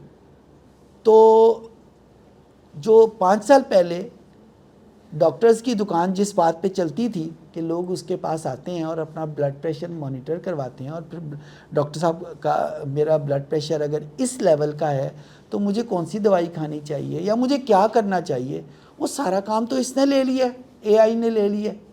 تو اب بندہ ڈاکٹر کے پاس کیوں جائے؟ ڈائبٹیز کے لیے لوگ ڈاکٹر کے پاس جاتے تھے, تو اب تو جانے کی ضرورت نہیں. آپ کو تو ڈاکٹر کے پاس تو لیٹ سے ہفتے میں آپ 1 مرتبہ جائیں گے, یہ تو روزانہ وہ کام کر رہی ہے. اگر آپ اس کی فریکوینسی روزانہ کے علاوہ مزید اس کو کم کر دیں گے تو یہ 1 دن میں 3 مرتبہ بھی چیک کرنا شروع کر دے گی, اور آپ کو ڈاکٹرز والا کام تو ختم ہو جائے گا. تو میرا یہ اگزامپل دینے کا مقصد یہ تھا کہ جو MBBS ہے ایز اے پروفیشن, اس کی ویلیو میں یہ نہیں کہوں گا کہ کمی آ گئی ہے, میں یہ کہوں گا کہ وہ اتنی تیزی سے چینج ہو رہا ہے کہ جس کا اب تصور کرنا بھی بہت مشکل ہے. کچھ میڈیکل کالجز اس لیول کی ریسرچ کرواتے ہیں, کچھ میڈیکل کالج یہ نہیں کرواتے. لیکن امپورٹنٹ بات یہ ہے کہ MBBS ایز اے پروفیشن اب اس ویلیو کا نہیں ہے جس ویلیو کا آج سے 5 سے 10 سال پہلے یہ تھا. اب بہت ساری چیزیں, میں ایک اور فیلڈ کا آپ کے سامنے نام لیتا ہوں, اس کو کہتے ہیں بائیو انفارمیٹکس. شاید آپ نے نام سنا ہو. انفارمیٹکس ہر اس چیز کے ساتھ لگ جاتا ہے جس میں ہم کمپیوٹر یوز کرتے ہیں, جس میں ہم کمپیوٹر کی مدد سے انالیسس کرتے ہیں. تو جب ہم کہتے ہیں بائیو کا ورڈ بایولوجی سے لیا ہوا ہے, ٹھیک ہے, تو بائیو انفارمیٹکس, تو بایولوجی کو کمپیوٹرز کے ساتھ کرنا بائیو انفارمیٹکس. آج سے 5 سے 10 سال پہلے پنجاب یونیورسٹی میں یہ ڈپارٹمنٹ موجود تھا, لیکن اس میں کوئی داخلہ ہی نہیں لیتا تھا. 2 پروفیسر بھی تھے وہاں پہ, لیکن جب کوئی بندہ داخلہ ہی نہیں لیتا تھا تو وہ کس کو پڑھائیں. تو انہوں نے سوچنا شروع کیا کہ اس ڈپارٹمنٹ کو بند کر دیتے ہیں. یہ میں آپ کو پنجاب یونیورسٹی کی بات کر رہا ہوں, اور یونیورسٹیوں میں بھی ہوگا, لیکن انہوں نے بند نہیں کیا. آج اس ڈپارٹمنٹ میں اتنے اسٹوڈنٹ آتے ہیں, کیونکہ یہ اتنا بڑا ایوی نہیں ہوا ہے کہ آج جو نئی دنیا ہے اس میں bioinformatics is a hot cake. اور یہ جو میں نے آپ کو گھڑی کی اگزامپل دی, یہ اس کا صرف ایک فیچر ہے بائیو انفارمیٹکس کا. آج سے کچھ عرصہ پہلے, 4-5 سال پہلے کووڈ پھیلا تھا, ٹھیک ہے. اچھا, پنجاب گورنمنٹ نے بھی اور پوری دنیا میں اس بات پہ ریسرچ ہونی شروع ہوئی کہ یہ کیوں ہوا ہے, اس کی وجہ کیا ہے. پہلے تو تھا نہیں نا, تو پتہ ہی نہیں تھا. تو جب تک اس کی وجہ کا نہیں پتہ چلے گا, نہ ہم اس کو روک سکتے ہیں نہ اس کو کیور کر سکتے ہیں. تو اس کو روکنے کے لیے اور کیور کرنے کے لیے جو لازمی بات ہے وہ یہ ہے کہ ہمیں پتہ ہو کہ اس کی وجہ کیا ہے. تو اس کی وجہ کے لیے جن بندوں نے کام کیا, ان بندوں کا جو ڈیزگنیشن ہے وہ MBBS نہیں تھا, وہ بائیو انفارمیٹکس کے ایکسپرٹس تھے. یہ میں آپ کو ایک اور فیلڈ بتا رہا ہوں کہ جو اس میں جا رہے, اور یہ MBBS نہیں. MBBS کرنے کے بعد آپ بائیو انفارمیٹکس میں جا سکتے ہیں, ایسا نہیں ہے. لیکن MBBS والے ابھی بھی آپ نے دیکھا, آپ سارے پری میڈیکل میں ہو نا, میتھ آپ نہیں نہ پڑھتے. تو ابھی کلاس 9 میں پڑھتے, تب نہیں, سوری, میں پری انجینئرنگ کا اسٹوڈنٹ ہوں, لیکن مجھے اتنی پرانی بات ہو گئی کہ مجھے یہ چیزیں بھول گئی ہیں, تو I am sorry for that thing. FSC میں آپ میتھ نہیں پڑھیں گے. جب میتھ نہیں پڑھیں گے تو کمپیوٹر نہیں آئے گا. جب کمپیوٹر نہیں آئے گا تو بائیو انفارمیٹکس نہیں ہوگی. تو آج کل بہت ساری پرائیویٹ یونیورسٹیز کی بات کر رہا ہوں, ابھی یہ ہماری سرکاری یونیورسٹیز میں یہ نہیں آیا.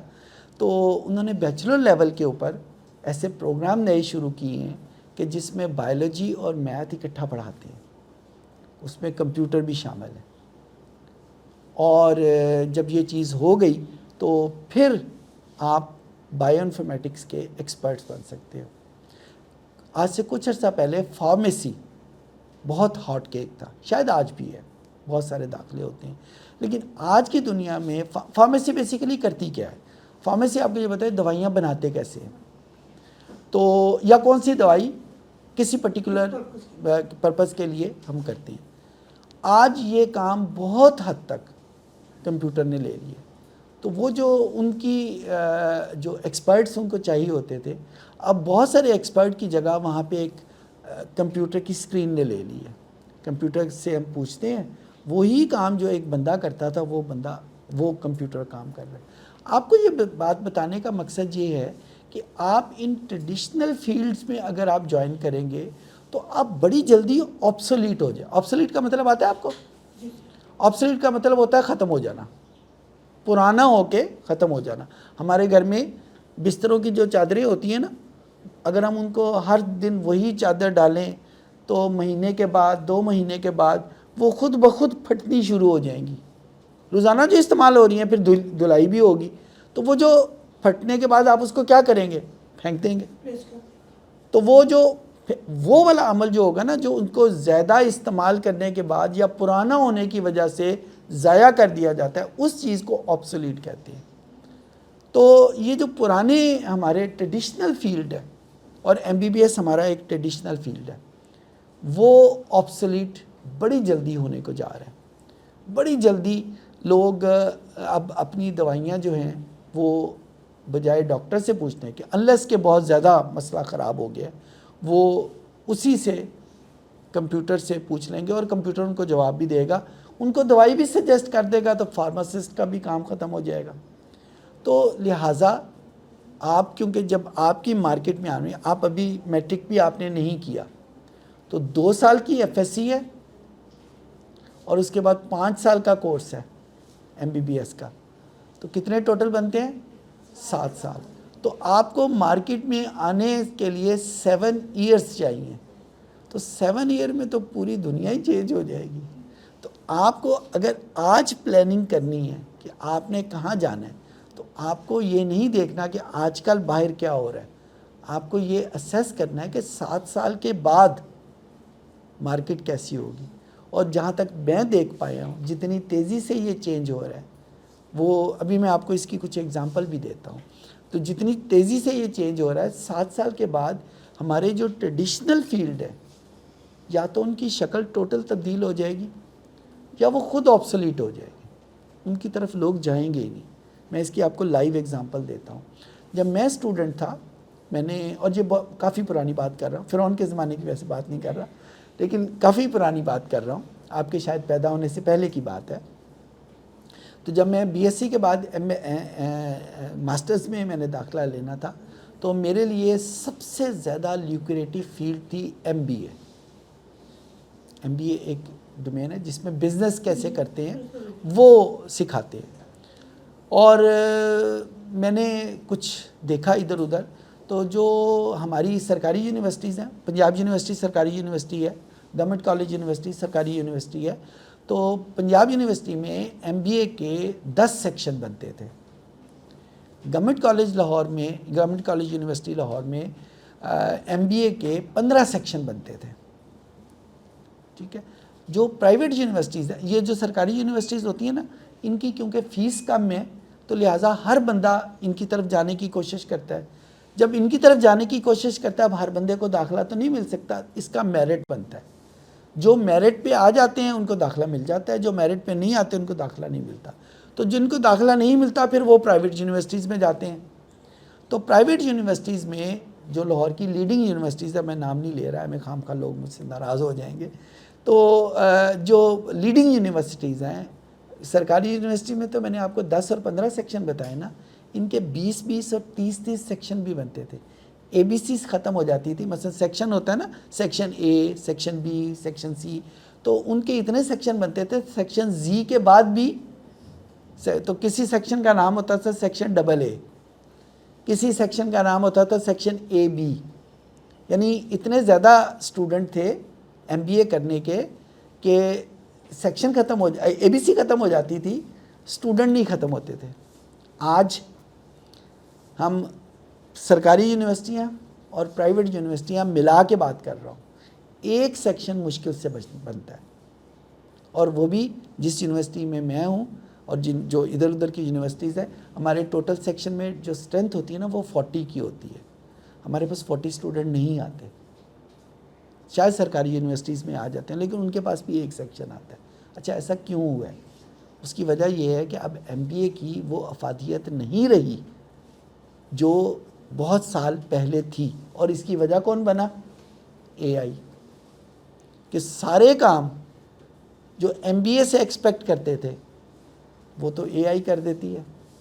تو ایم بی اے کی کیا ضرورت ہے؟ ایم بی اے ظاہر ایک بندہ آئے گا، تنخواہ لے گا، کسی آرگنائزیشن میں جائے گا، بغیر تنخواہ کے تو کوئی کام نہیں کرتا. تو وہ کہتے ہیں جب یہ کمپیوٹر کام فری میں کر دیتا ہے تو ہم اس بندے کو ڈھیروں لاکھ روپے کیوں دیں؟ تو وہ ایم بی اے کی جو ہی افادیت ختم ہوئی، اس کو جاب ملنی بند ہوئی، لوگوں نے اس کو پڑھنا چھوڑ دیا. تو آج ایم بی اے پھر یونیورسٹیز نے یہاں تک کرنا شروع کر دیا کہ خدا کے واسطے ہمارے پاس ایم بی اے آ کے کر لو، ہمارے پاس ٹیچر ہیں، ہمارے پاس کلاسز ہیں، آپ شام کے وقت آ کے کر لیا کرو. دن کے وقت جاب کرو، شام کے وقت پڑھ لو. 6 بجے کے بعد والی کلاسز ان میں بھی اسٹوڈنٹ نہیں آتے.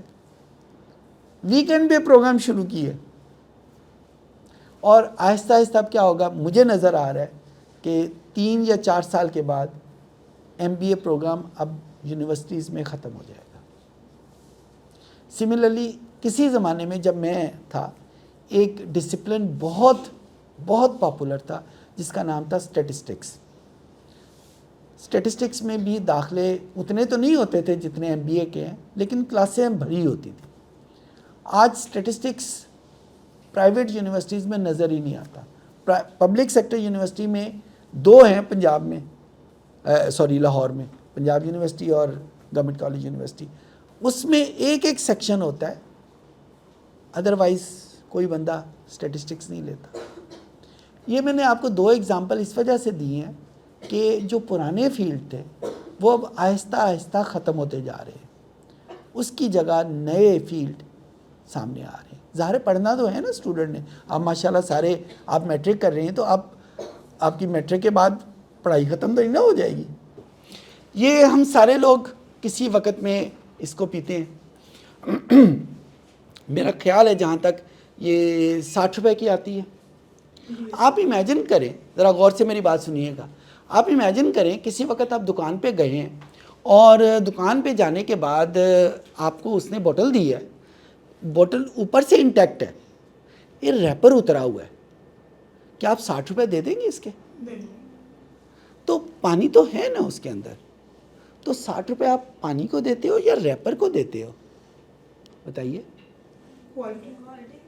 نہیں، ریپر سگنیفائی دی کوالٹی، بالکل ٹھیک آپ نے کہا.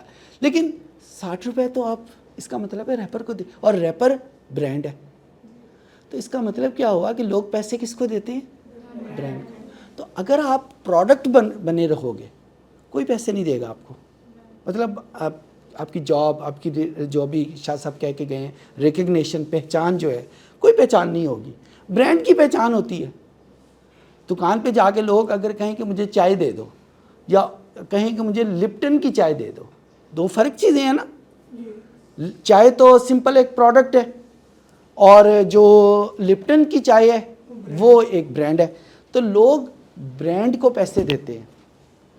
اپنے آپ کو کوشش کرو کہ آپ برانڈ بنو. برانڈ کی پہچان ہوتی ہے. اور برانڈ کیا ہے؟ لیٹس سے کوئی پرابلم آئے کسی کو، آپ کے دوستوں میں، آپ کے جاننے والوں میں، یا آپ کے جس ایریا میں آپ موو کرتے ہیں، اور اس بندے کے ذہن میں آئے یار اس بندے کو بلاؤ. یا جس طرح کسی آرگنائزیشن میں کسی نے ٹریننگ کروانی ہو نا، تو لوگ اکثر کہتے ہیں یار ایچ آر کے کسی بندے کو بلا لو ٹریننگ کر لے، یا اس ایریے کے کسی بندے کو بلا لو ٹریننگ کر لیں. ایک یہ فکرہ ہے. اور دوسرا فکرہ کیا ہے؟ یار اس بندے کو بلاؤ، اس کا نام لے کے شاہ صاحب کو بلاؤ. یہ 2 علیحدہ چیزیں ہیں نا. تو اب جب نام لے کے کسی کو بلایا جائے اس کا مطلب وہ برانڈ ہے. لیکن اقبال کی زبان میں بات کروں گا، مگر اس میں لگتی ہے محنت زیادہ. تو وہ محنت آپ سے ہے. اور آپ کے جس ایج گروپ میں، اس ایج گروپ میں تو بندہ پہاڑ توڑنا چاہے تو پہاڑ توڑ سکتا ہے. تو اس محنت کی بات شاہ صاحب بھی ابھی کر کے گئے ہیں.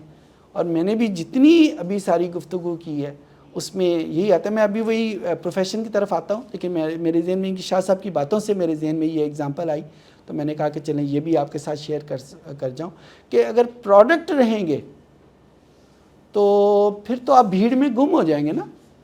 جس طرح ایکس ہے اس طرح وائی ہے اس طرح زی ہے, بھیڑ میں گم ہو گئے. لیکن اگر آپ نے اسٹینڈ آؤٹ کرنا ہے تو پھر آپ کو وہ وکٹری سٹینڈ کے اوپر آنا پڑے گا, کیونکہ جو فرسٹ سیکنڈ اور تھرڈ ہوتا ہے وہ یہاں پہ سٹیج پہ آتا ہے اور سارے لوگ اس کو دیکھ کے تالیاں بجاتے ہیں.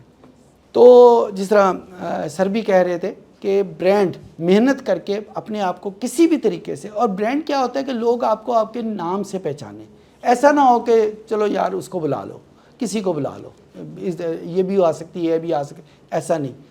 ہمارے گھروں میں آپ کو پتہ ہوگا کہ جب مسئلے مسائل ہوتے ہیں, کس گھر میں مسئلے مسائل نہیں ہوتے, ہر گھر میں ہوتے ہیں, کچھ چھوٹے ہوتے ہیں کچھ بڑے ہوتے ہیں.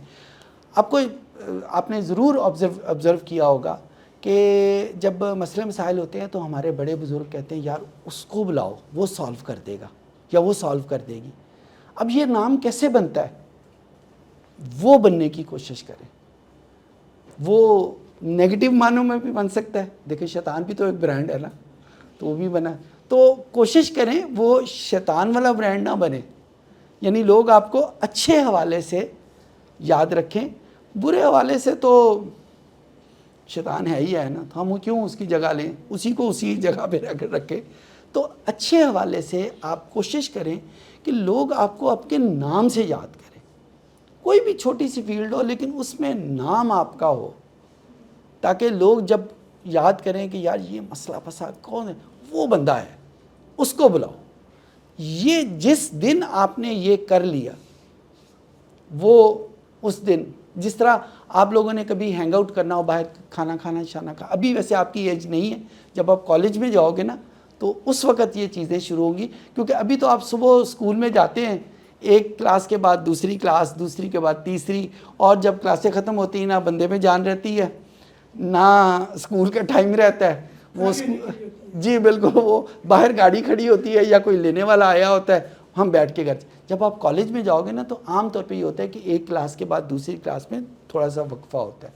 تو جو وقفہ ہوتا ہے نا اس میں ظاہر ہے کالج کی کنٹین کس دن کام آتی ہے, یا اور جگہیں ہینگ آؤٹ کرنے کی کس دن کام آتی ہے. تو وہاں پہ سارے دوستوں نے رکھا ہوتا ہے کہ یار اس کو بلاؤ وہ کھلا دے گا یا وہ کھلا دے گی. تو وہ بھی ایک برانڈ ہے, وہ بھی ایک برانڈ ہے. کسی بھی طریقے سے اپنے آپ کو برانڈ میں کنورٹ کریں, کوئی بھی طریقہ ہو.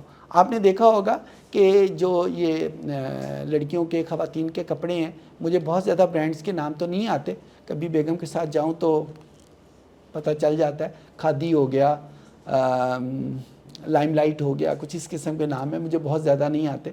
تو یہ ان کے برانڈ ہیں. لوگ نقلیں بھی کرتے ہیں تو ان برانڈز کی کرتے ہیں. ریپلیکاز بھی جو بنتے ہیں وہ ان برانڈز کے بنتے ہیں. جو پروڈکٹ ہوتی ہے جس کا کوئی نام نہیں ہوتا وہ تو کہیں سے بھی مل جاتے ہیں, ان کی پرائس بھی اتنی اچھی نہیں ہوتی. برانڈ کی پرائس ہوتی ہے. اگر آپ اپنے آپ کو شو آف بھی کرنا چاہیں کسی پارٹی میں تو برانڈ کا لفافہ ہاتھ میں پکڑ کے کہ جی یہ جے ڈاٹ کا ہے یا یہ کھادی کا ہے, اس کا وہ ساتھ پکڑتے ہیں کہ لوگوں کو پتہ چلے کہ میں کہاں سے میں نے اپنی پروڈکٹ لی ہے. برانڈ ہے نا, تو try to convert yourself into a brand. کیسے بننا ہے اس کے لیے کوئی میرا خیال 1001 طریقے ہیں, کوئی ایک طریقہ نہیں ہے, 1001 طریقے ہیں. وہ ڈگ آؤٹ آپ نے خود کرنا ہے. اللہ تعالیٰ نے آپ کو کیا خوبی دی ہوئی ہے وہ ہر بندے میں ایکسکلوسیو ہے, وہ ڈگ آؤٹ کرنی ہے کہ یہ خوبی میرے میں ہے. وہ کھانا پکانے میں بھی ہو سکتی ہے.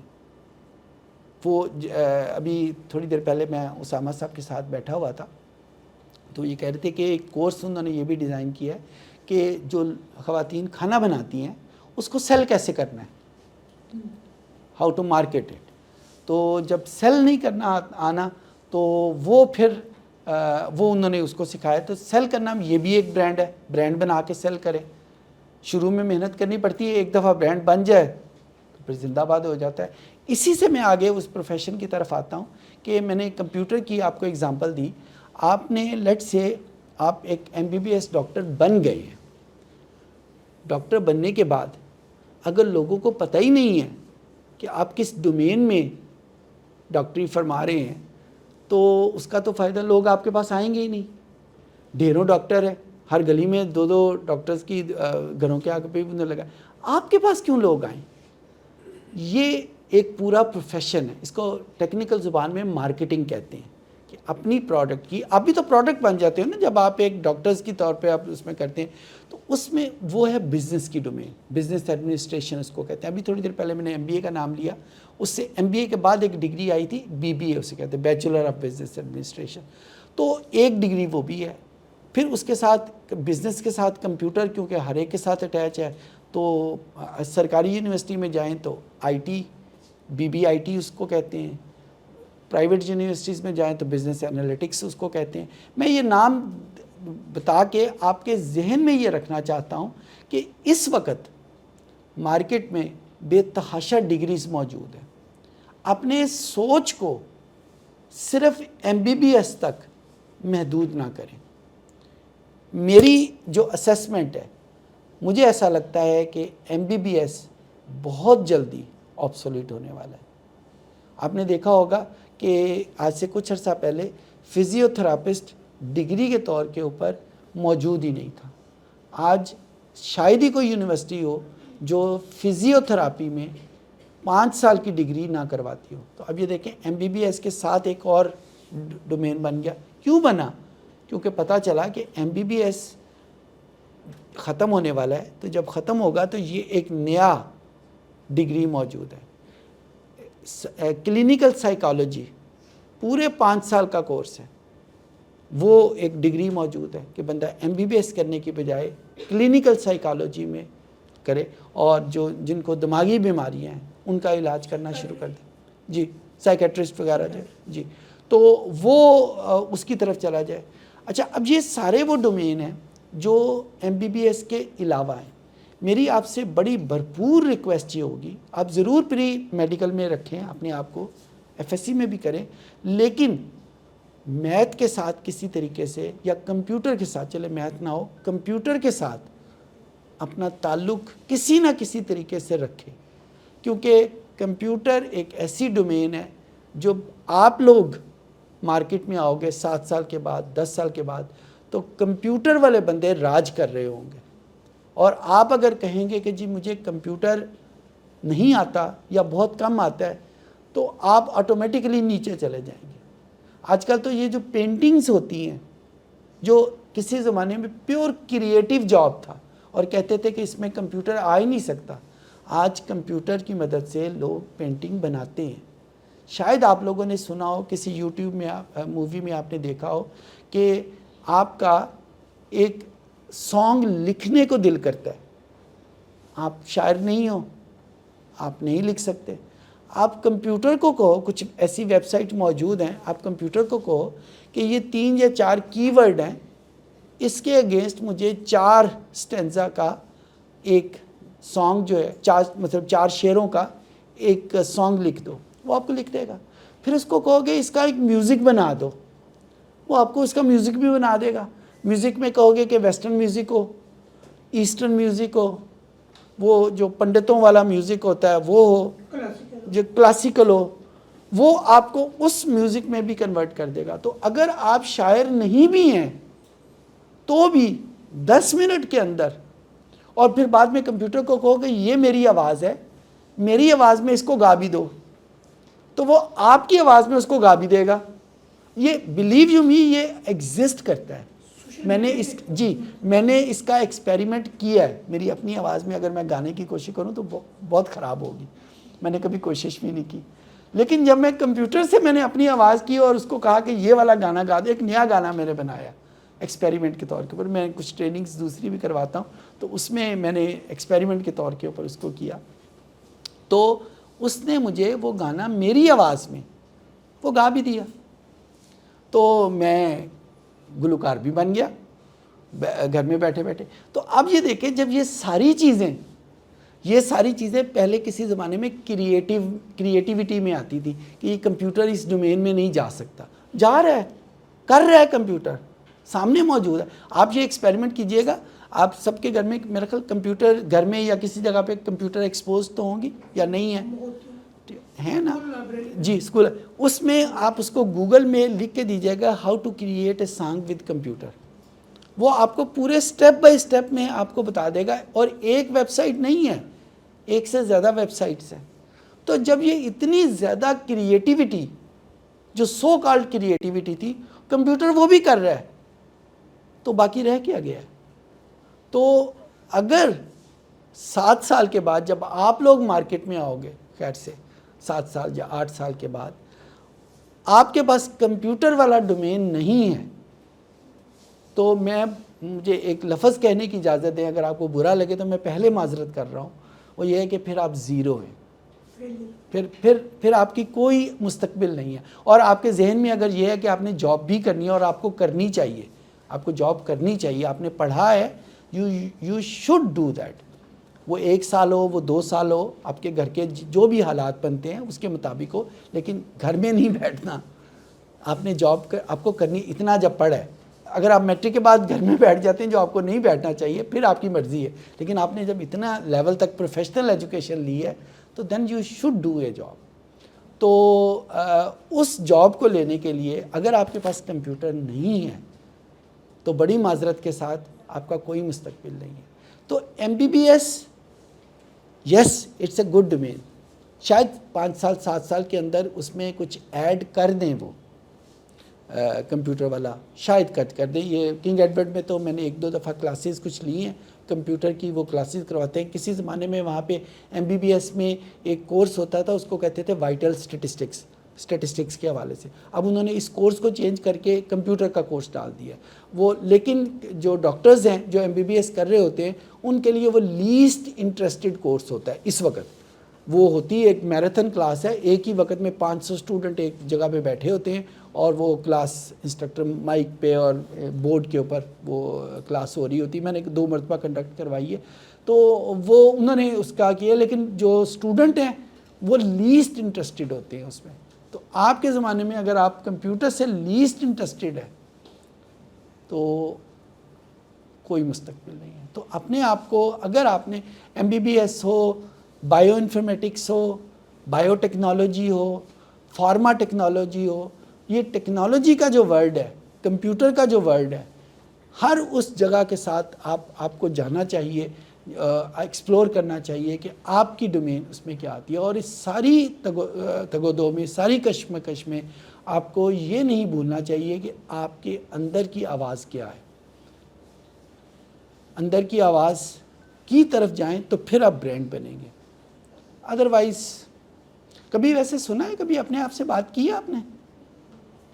اب ویسے آپ کی عمر چھوٹی ہے ابھی, آپ کو شاید میری بات مشکل سے سمجھ آئے. ہم سب کو حقوق العباد کا خیال رکھنا چاہیے نا, ہم سب نے یہی پڑھا ہے. کیا ہوتے ہیں حقوق العباد؟ کیا ہوتے ہیں؟ بندوں کے حقوق, ہے نا. 2 قسم کے چیزیں ہوتی ہیں. مجھے لگتا ہے سارے اسٹوڈنٹ تھک گئے, میں زیادہ وقت نہیں لوں گا, میکسیمم 2 یا 3 منٹ. مجھے آپ کے چہروں پہ تھکن نظر آ رہی ہے, میں آپ کو شاید بہت زیادہ بور کر رہا ہوں, اور نہیں کروں گا, بس 2 یا 3 منٹ اور. وہ یہ ہے کہ اللہ میاں ہم سے 2 چیزوں کے بارے میں پوچھتا ہے. ایک ہے عبادات اور ایک ہے معاملات. معاملات جو ہوتے ہیں وہ حقوق العباد میں آتے ہیں. یہاں تک کلیئر ہے؟ اچھا, کیا آپ اپنے آپ کو بندہ سمجھتے ہیں؟ تو اس کے بھی تو حقوق ہیں. آپ بھی تو بندہ ہے نا, آپ خود بھی تو بندہ ہے. جب اگر آپ خود بندے ہیں تو اس کے بھی تو حقوق ہیں. تو اگر آپ اس کے حقوق کو خیال نہیں رکھیں گے تو حقوق العباد میں تو مسئلہ آ جائے گا نا. تو میں صرف جو کہنے کا مطلب یہ ہے کہ یہ جو بندہ ہے جو آپ کے اندر ہے, آپ کی باڈی کے سٹرکچر کے اندر موجود ہے, اس کا بھی تو خیال رکھنا ہے نا آپ نے, اس کا بھی خیال رکھیں. ہم عام لوگ اور خاص طور پر جو بچیاں ہیں وہ بہت ساری چیزیں جو ہیں وہ سمجھوتے کر لیتی ہیں. مجھے سمجھوتے پہ ایک شعر یاد آ رہا ہے, اگر آپ کی اجازت ہو. ویسے ہمارے اسٹوڈنٹس کو شعر ذرا مشکل سے سمجھ آتے ہیں. وہ کہتے ہیں کہ آج بھی میرے حصے میں آئے گا سمجھوتا کوئی, آج بھی میرے حصے میں آئے گا سمجھوتا کوئی, آج بھی کوئی کہہ رہا تھا سمجھدار ہو تم. تو ہمیں یہی کہا جاتا ہے, انکلوڈنگ می, کہ تم بہت سمجھدار ہو، تمہیں تو سمجھ آ گئی ہے نا، لہٰذا ایسا نہ کرو یا ایسا کر لو. ایسی بہت ساری ڈائلاگز ہوتے ہیں نا ہمارے گھروں میں، اور انفارچونیٹلی ہماری بچیوں کے ساتھ یہ ڈائلاگ زیادہ ہوتے ہیں. وہ کہتے تم سمجھدار ہو، تم تو سمجھدار ہو، تم تو یہ کام نہ کرو. تو مجھے پتا ہے بہت سارے سمجھوتے ہوتے ہیں، کریں سمجھوتے، ٹھیک ہے، لیکن اس میں یہ والا جو بندہ ہے اندر، ہمارے اندر جو اللہ میاں نے ہمیں دیا ہے، اس کے حقوق کا بھی خیال رکھے. اگر نہیں رکھیں گے تو حقوق العباد تو پھر پوچھ تو ہوگی نا. ہو سکتا ہے کہ جب ہم سوتے ہوں تو ہماری آنکھیں اللہ میاں سے ہماری شکایت کرتی ہوں، پاسبل ہے نا. ہو سکتا ہے جب ہم سوتے ہوں تو ہمارے کان، ہماری ناک، ہمارے دانت اللہ میاں سے ہماری شکایت کرتے ہیں، ہماری انگلیاں اللہ میاں سے ہماری شکایت کرتے ہیں کہ دیکھو مجھے اس طرح یوز کیا ہے اس نے، دیکھو مجھے اس طرح یوز کیا. تو حقوق العباد کا خیال رکھیں گے تو کم از کم ان شکایتوں سے تو بچ جائیں گے. ٹھیک ہے. تو میں اس چیز کے ساتھ اپنی اس میں جو بھی میں لیکچر دے رہا تھا، بھاشن دے رہا تھا، یا جو بھی اس کو آپ سمجھ لیں، ویسے میں نے ڈسکشن کی ہے، میں نے صرف چند ایک باتیں آپ کو سمجھانے کی کوشش کی ہے. میں اس کو ذرا ریپ اپ کر دیتا ہوں. پہلے پوائنٹ جو میں نے آپ کے ساتھ ذکر کیا تھا وہ یہ کیا تھا کہ آپ جہاں پہ موجود ہیں آپ کے لیے وہی بہترین ہے. ٹھیک ہے. تو اس کے اوپر قرض کرنا یا اس انتظار میں رہنا کہ جب میں وہاں جاؤں گی یا جاؤں گا، جب میں کینیڈا پہنچوں گا، جب میں کہیں اور جاؤں گا تو پھر یہ ہوگا. چلیں چلتے چلتے ایک اور قصہ مجھے یاد آ گیا، قرآن کا ہی قصہ ہے، اگر آپ بور زیادہ نہیں ہیں. سورہ سبا ایک سورت ہے، سورہ یاسین سے ایک سورت پہلے ہے. جہاں تک میری یادداشت ہے سورہ سبا کا جو نمبر بنتا ہے وہ 35 بنتا ہے. تو 35 ہے یا 36 ہے، پروبیبلی 35 ہے. تو اس سورہ سبا میں 4 آیتوں میں ایک پوری قوم کا قصہ بتایا. اس کا نام نہیں بتایا گیا، ایک پوری قوم کا قصہ بتایا. اور اگر میری یادداشت ٹھیک ہے تو آیت نمبر 40، 41، 42 اور 43 ہے، جہاں تک مجھے یاد ہے سورہ سبا میں. وہ قصہ کیا ہے کہ ایک قوم کا ذکر کیا گیا کہ اس قوم میں بہت خوشحالی تھی. خوشحالی کیوں تھی کہ اس کے جو باغ ہیں، قرآن پاک میں باغ کا ذکر کیا گیا ہے، لیکن عربی زبان میں باغ اس جگہ کو کہتے ہیں جہاں سے ارننگ ہم کریں، اپنی معاش جو ہے، ہمارے جو کھانے پینے کا سامان ہے جس سے ہم اپنی پیسے کماتے ہیں، وہ اس کو باغ کہتے ہیں. تو اس کے جو باغ تھے اس شہر کے ارد، اس بستی کا ذکر ہے، تو بستی کے ارد گرد باغ تھے، یعنی ان کو دور نہیں جانا پڑتا تھا. ادھر جاتے تھے ادھر بھی باغ ہیں، ادھر جاتے ادھر بھی باغ ہیں، ادھر بھی، یعنی اس بستی کے ارد گرد ہی سارا کچھ تھا. دوسرا ذکر کیا کیا گیا کہ وہ بستی جو تھی وہ تجارتی رستے پہ تھی. تو جو بھی قافلے آتے تھے ایک جگہ سے دوسری جگہ جانے والے، جو امپورٹ ایکسپورٹ اگر آج کے حساب سے دیکھیں تو جو امپورٹ ایکسپورٹ ہے، دبئی کیوں اتنا زیادہ پاپولر ہو گیا؟ کیونکہ وہ رستے پہ، تجارتی رستے پہ ہے. تو ادھر سے ادھر آنے والے بھی دبئی رکتے ہیں اور آگے کہیں جاتے ہیں فار ایسٹ میں، اور ادھر سے ادھر جانے والے وہ بھی دبئی میں رکتے ہیں. تو اس وجہ سے دبئی بہت زیادہ فلورش ہو گیا. تو وہ بستی جو تھی وہ بھی بہت رستے میں تھی. اچھا پھر کیا ہوا کہ اس بستی، یہ قرآن پاک کے الفاظ بتا رہا ہوں، اس بستی کے رہنے والوں نے دعا مانگی کہ اللہ میاں ہمارے رستے لمبے کر دے. اچھا آج کے ضمن میں اس کو کہا کہ لمبے رستے، اللہ میاں ہمیں کینیڈا کا ویزا دے دے، اللہ میاں ہمیں کینیڈا یہاں سے کتنی دور ہے؟ جہاز پہ بھی جائیں اور جہاز کہیں نہ رکے درمیان میں. تو جو لاہور ٹو ٹورانٹو فلائٹ ہے وہ 18 گھنٹے کی فلائٹ ہے. ٹھیک ہے. یہاں سے ہم جاتے ہیں دن کے وقت، وہاں جا کے 18 گھنٹے کے بعد بھی دن ہی ہوتا ہے کیونکہ دوسرا دن آ چکا ہوتا ہے.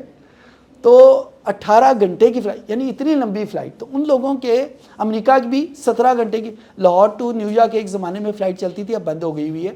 تو وہ 17 گھنٹے کی فلائٹ تھی، ڈائریکٹ کہیں نہیں رکتی تھی. تو اگر رک جائے تو وہ مزید اس سے زیادہ لمبا ہو جائے گا. تو ان لوگوں نے دعا کرنی کیا شروع کی، یہ قرآن کے الفاظ ہے کہ اللہ میاں ہمارے رستے لمبے کر دے. اور پھر اللہ میاں نے بغیر اور کچھ کیے اس کہا، اس قرآن میں ہے کہ ہم نے اس بستی کو تباہ کر دیا. کس پہ تباہ کیا؟ اس دعا پہ کہ اللہ میاں ہمارے رستے. یہ آپ بھلے میری بات نہ مانیں، میں نے آپ کو حوالے پورے دیے ہیں. سورہ سبا آیت نمبر 40 یا اگر ایگزیکٹ 40 نہ ہو تو اس کے ارد گرد آپ کو مل جائے گی. 4 آیتوں میں اللہ میں نے پوری کہانی ان کی فلرشمنٹ کی بھی، یعنی ان کی گروتھ کی بھی، اور ان کی بیچاروں کی تباہی کی بھی. اس کا ایک سبق یہ بھی نکل سکتا ہے کہ شاید انہوں نے شکر نہ کیا ہو، لیکن جو اللہ نے ذکر کیا وہ یہ ذکر کیا کہ انہوں نے دعا کی، پھر انہوں نے دعا کی. مجھے عربی نہیں آتی، نہ میں حافظ ہوں انفارچونیٹلی، تو میں وہ دہرا نہیں سکتا آپ کو. تو انہوں نے دعا کی کہ اللہ میاں ہمارے رستے لمبے کر دو. رستے لمبے کرنے کا کیا مطلب ہوتا ہے کہ جو ہم 2 منٹ میں ادھر باغ میں پہنچ جاتے ہیں وہ 2 منٹ کی بجائے شاید 20 گھنٹے میں ہو. تو رستے مجھے یہی سمجھ آتا ہے رستے لمبے کرنے کا مطلب، کیونکہ عربی کا ٹرانسلیشن یہی آتی ہے. تو انہوں نے دعا کی کہ اللہ میاں ہمارے رستے. تو آپ پلیز یہ دعا نہ کیجئے گا کہ آپ کو کینیڈا کا ویزا مل جائے، آپ کے کسی کو کینیڈا کا ویزا مل جائے یا امریکہ کا ویزا مل جائے اور آپ یہاں سے نکل جائیں. اللہ میاں نے آپ کو یہاں پیدا کیا ہے، یہ بہترین ہے آپ کے لیے. اور اگر آپ کہتے ہیں کہ یہ بہترین نہیں ہے تو یہ آپ اللہ میاں ڈائریکٹ اللہ میاں کو چیلنج کر رہے ہیں کہ تیری جو تقویم ہے، تیری جو اسٹریٹجی ہے وہ غلط ہے، نعوذ باللہ. میں صحیح سوچ رہا ہوں. تو یہ تو اللہ میاں تو غلط نہیں ہو سکتے، میرا خیال ہم ہی غلط ہو سکتے ہیں، اللہ تعالیٰ غلط نہیں ہو سکتے. تو اس وجہ سے یہ میرا پہلا پوائنٹ تھا. دوسرا پوائنٹ میرا یہ تھا کہ سب کچھ آپ کے اپنے ہاتھ میں ہے. اللہ میاں بھی آپ سے یہی ڈیمانڈ کرتا ہے کہ جب آپ مصیبت میں ہو، جب آپ کچھ کرنا چاہو تو آپ کسی دوسرے کی طرف دیکھنے کی بجائے، IMF سے مانگنے کی بجائے. IMF جانتے ہیں؟ جی بچیاں جانتی ہیں؟ IMF ایک ایسا بینک ہے جس سے پاکستان کو جب قرضے کی ضرورت پڑتی ہے تو پاکستان مانگتا ہے. میں نے یہ مثال دی ہے صرف. تو کسی اور سے مانگنے کی بجائے آپ اپنے وسائل کو دیکھیں کہ آپ کے پاس کیا ہے. کیونکہ اللہ میاں نے ہمیشہ یہی کہا. پیغمبروں کو اگر یہی کہا ہے تو ہم تو بالکل مطلب پیغمبروں کے مقابلے میں تو ہم کچھ بھی نہیں ہیں. تو پیغمبروں کو اللہ میاں نے اگر یہ کہا ہے کہ بتا تیرے ہاتھ میں کیا ہے، تو اپنے ہاتھ میں، اپنے وسائل میں جو کچھ ہے اس پہ بلیو کرے.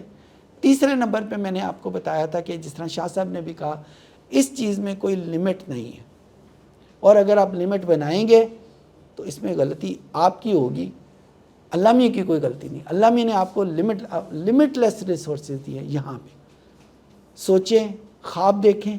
خواب دیکھنے کا میں نے ذکر نہیں کیا تھا، شاہ صاحب نے ذکر کیا تھا. بڑا اچھا ورڈ ہے خواب دیکھیں، کیونکہ خواب دیکھنے ہی سے بندے کو پتہ چلتا ہے کہ اب مجھے کیا کرنا چاہیے، ورنہ تو بندہ بیٹھا ہوتا ہے. تو کوشش کریں اس لمٹ کو توڑنے کی، جو اس خام خواہ کے نو گو ایریا کو توڑنے کی جو آپ کے ذہنوں میں کسی وجہ سے وہ بن گیا ہوا ہے. یہ تیسرا تھا. اور چوتھا پوائنٹ میرا جو تھا وہ یہ تھا کہ اپنے آپ کو برانڈ میں کنورٹ کریں. پروڈکٹ کی کوئی زندگی نہیں ہے، کوئی ویلیو نہیں ہے. تو اگر آپ نے ویلیو اپنی کریٹ کرنی ہے تو اپنے آپ کو. اور برانڈ کیسے بنیں گے اس کا کوئی ایک طریقہ نہیں ہے. یعنی کسی کتاب میں اگر آپ کو کوئی ایک طریقہ مل گیا ہے ضرور اس کو پڑھیں، لیکن صرف وہی طریقہ نہیں ہے. برانڈ بننے کے 20 اور طریقے ہیں. برانڈ صرف اس چیز کو کہتے ہیں کہ لوگ آپ کو ایک بندے کی بجائے آپ کے نام سے پہچانیں، کہ یہ کوئی پرابلم آئی ہے، کوئی ایشو سالو کرنا ہے، اس کو بلاؤ، وہ کر سکتا ہے یا وہ کر سکتی ہے. Then you are a brand. اور اگر یہ نہیں ہے تو پھر تو آپ جس طرح کسی شادی بیاہ میں جو دلہا اور دلہن ہوتا ہے نا، وہ برانڈ ہوتے ہیں. ساری ایکٹیویٹیز ان دلہا اور دلہن کی وجہ سے ہو رہی ہوتی ہیں. تو دلہن تو ماشاءاللہ آپ نے بننا ہی ہے، ماشاءاللہ اللہ میاں وہ وقت لے کے آئے. تو وہ تو دلہن آپ اپنی فزیکل لائف میں ہوں گی، آپ اپنی جو پریکٹیکل لائف ہے اس میں بھی دلہن بنیں تو مزہ تب ہے. دلہن کے نام پہ ہنسے ہیں لوگ، تو مجھے اس کا مطلب ہے کہ یہ ورڈ کچھ آپ کو پسند آیا. ہاں دلہن کے اچھے کپڑے ملتے ہیں، تو سب سے اچھے کپڑے، بلکہ اچھے کپڑے نہیں، سب سے اچھے کپڑے اس کو ملتے ہیں. بہنوں میں بھی جو دلہن ہوتی ہے اس کے کپڑے، اس کا خیال رکھو، باقی چھوڑ دو، اس کا خیال رکھو. اچھا جی، اور 5واں پوائنٹ میں نے یہ بتایا تھا کہ آپ کی پروفیشن میں کمپیوٹر ضرور شامل ہونا چاہیے، اور کمپیوٹر کی اگر آپ جتنی ڈیپتھ میں جائیں گے اس کے لیے میتھ کا ہونا بہت ضروری ہے. تو اگر میتھ نہیں ہے تو آپ کمپیوٹر، جس طرح موبائل ہے، موبائل فون کو جب ہم استعمال کرتے ہیں تو ہمیں میتھ نہ بھی آتا ہو تو ہم کمپیوٹر وہ اپنا موبائل فون استعمال کر سکتے ہیں. لیکن اگر ہم موبائل کو سیکھنا ہے کہ اس میں یہ چیز چینج کرنی ہے تو ہمیں اس کی پروگرامنگ کرنی پڑے گی. وہ پروگرامنگ کرنے کے لیے مجھے میتھ کی ضرورت پڑے گی. تو اگر آپ ان ڈیپتھ کرنا چاہتے ہیں، بائیو انفارمیٹکس ان ڈیپتھ کی فیلڈ ہے، تو اس میں بائیو ٹیکنالوجی ان ڈیپتھ کی فیلڈ ہے، تو اس کے لیے آپ کو میتھ کرنا پڑے گا. لیکن وہ آپ کی اپنی پرسنل چوائس کے اوپر ہے کہ بعض کو میتھ پسند ہوتا ہے، بعض کو میتھ پسند نہیں ہوتا. مجھے تو ایسا لگتا ہے کہ مجھے خواب میں بھی میتھ کرنا پڑے تو مجھے چیخے مار کے میں اٹھ پڑوں گا کہ ڈرانا خواب آ گیا. تو مجھے تو ایسا لگتا ہے، پتہ نہیں آپ لوگوں کا کیا حال ہے. میرے تو باقی سبجیکٹس میں میرے نمبر، حالانکہ پڑھا سارا میں نے میتھ ہے، اپنی پی ایچ ڈی تک میں نے میتھ پڑھا ہے، لیکن یہ مجھے اچھا نہیں لگتا میتھ. وہ میری مجبوری تھی جو میں پڑھتا گیا، لیکن یہ ہے کہ اب مجھے اچھا کبھی بھی نہیں لگا. تو آپ بھی کو یہ بتا بھی اس وجہ سے رہا ہوں کہ بھلے سے اچھا نہ لگے، پڑھنے میں کوئی حرج نہیں ہے، فائدہ مند چیز ہے. اوکے جی، یہ میری طرف سے تھا. اگر آپ کی طرف سے کوئی کویسچن ہو تو میں حاضر ہوں، ورنہ پھر ہم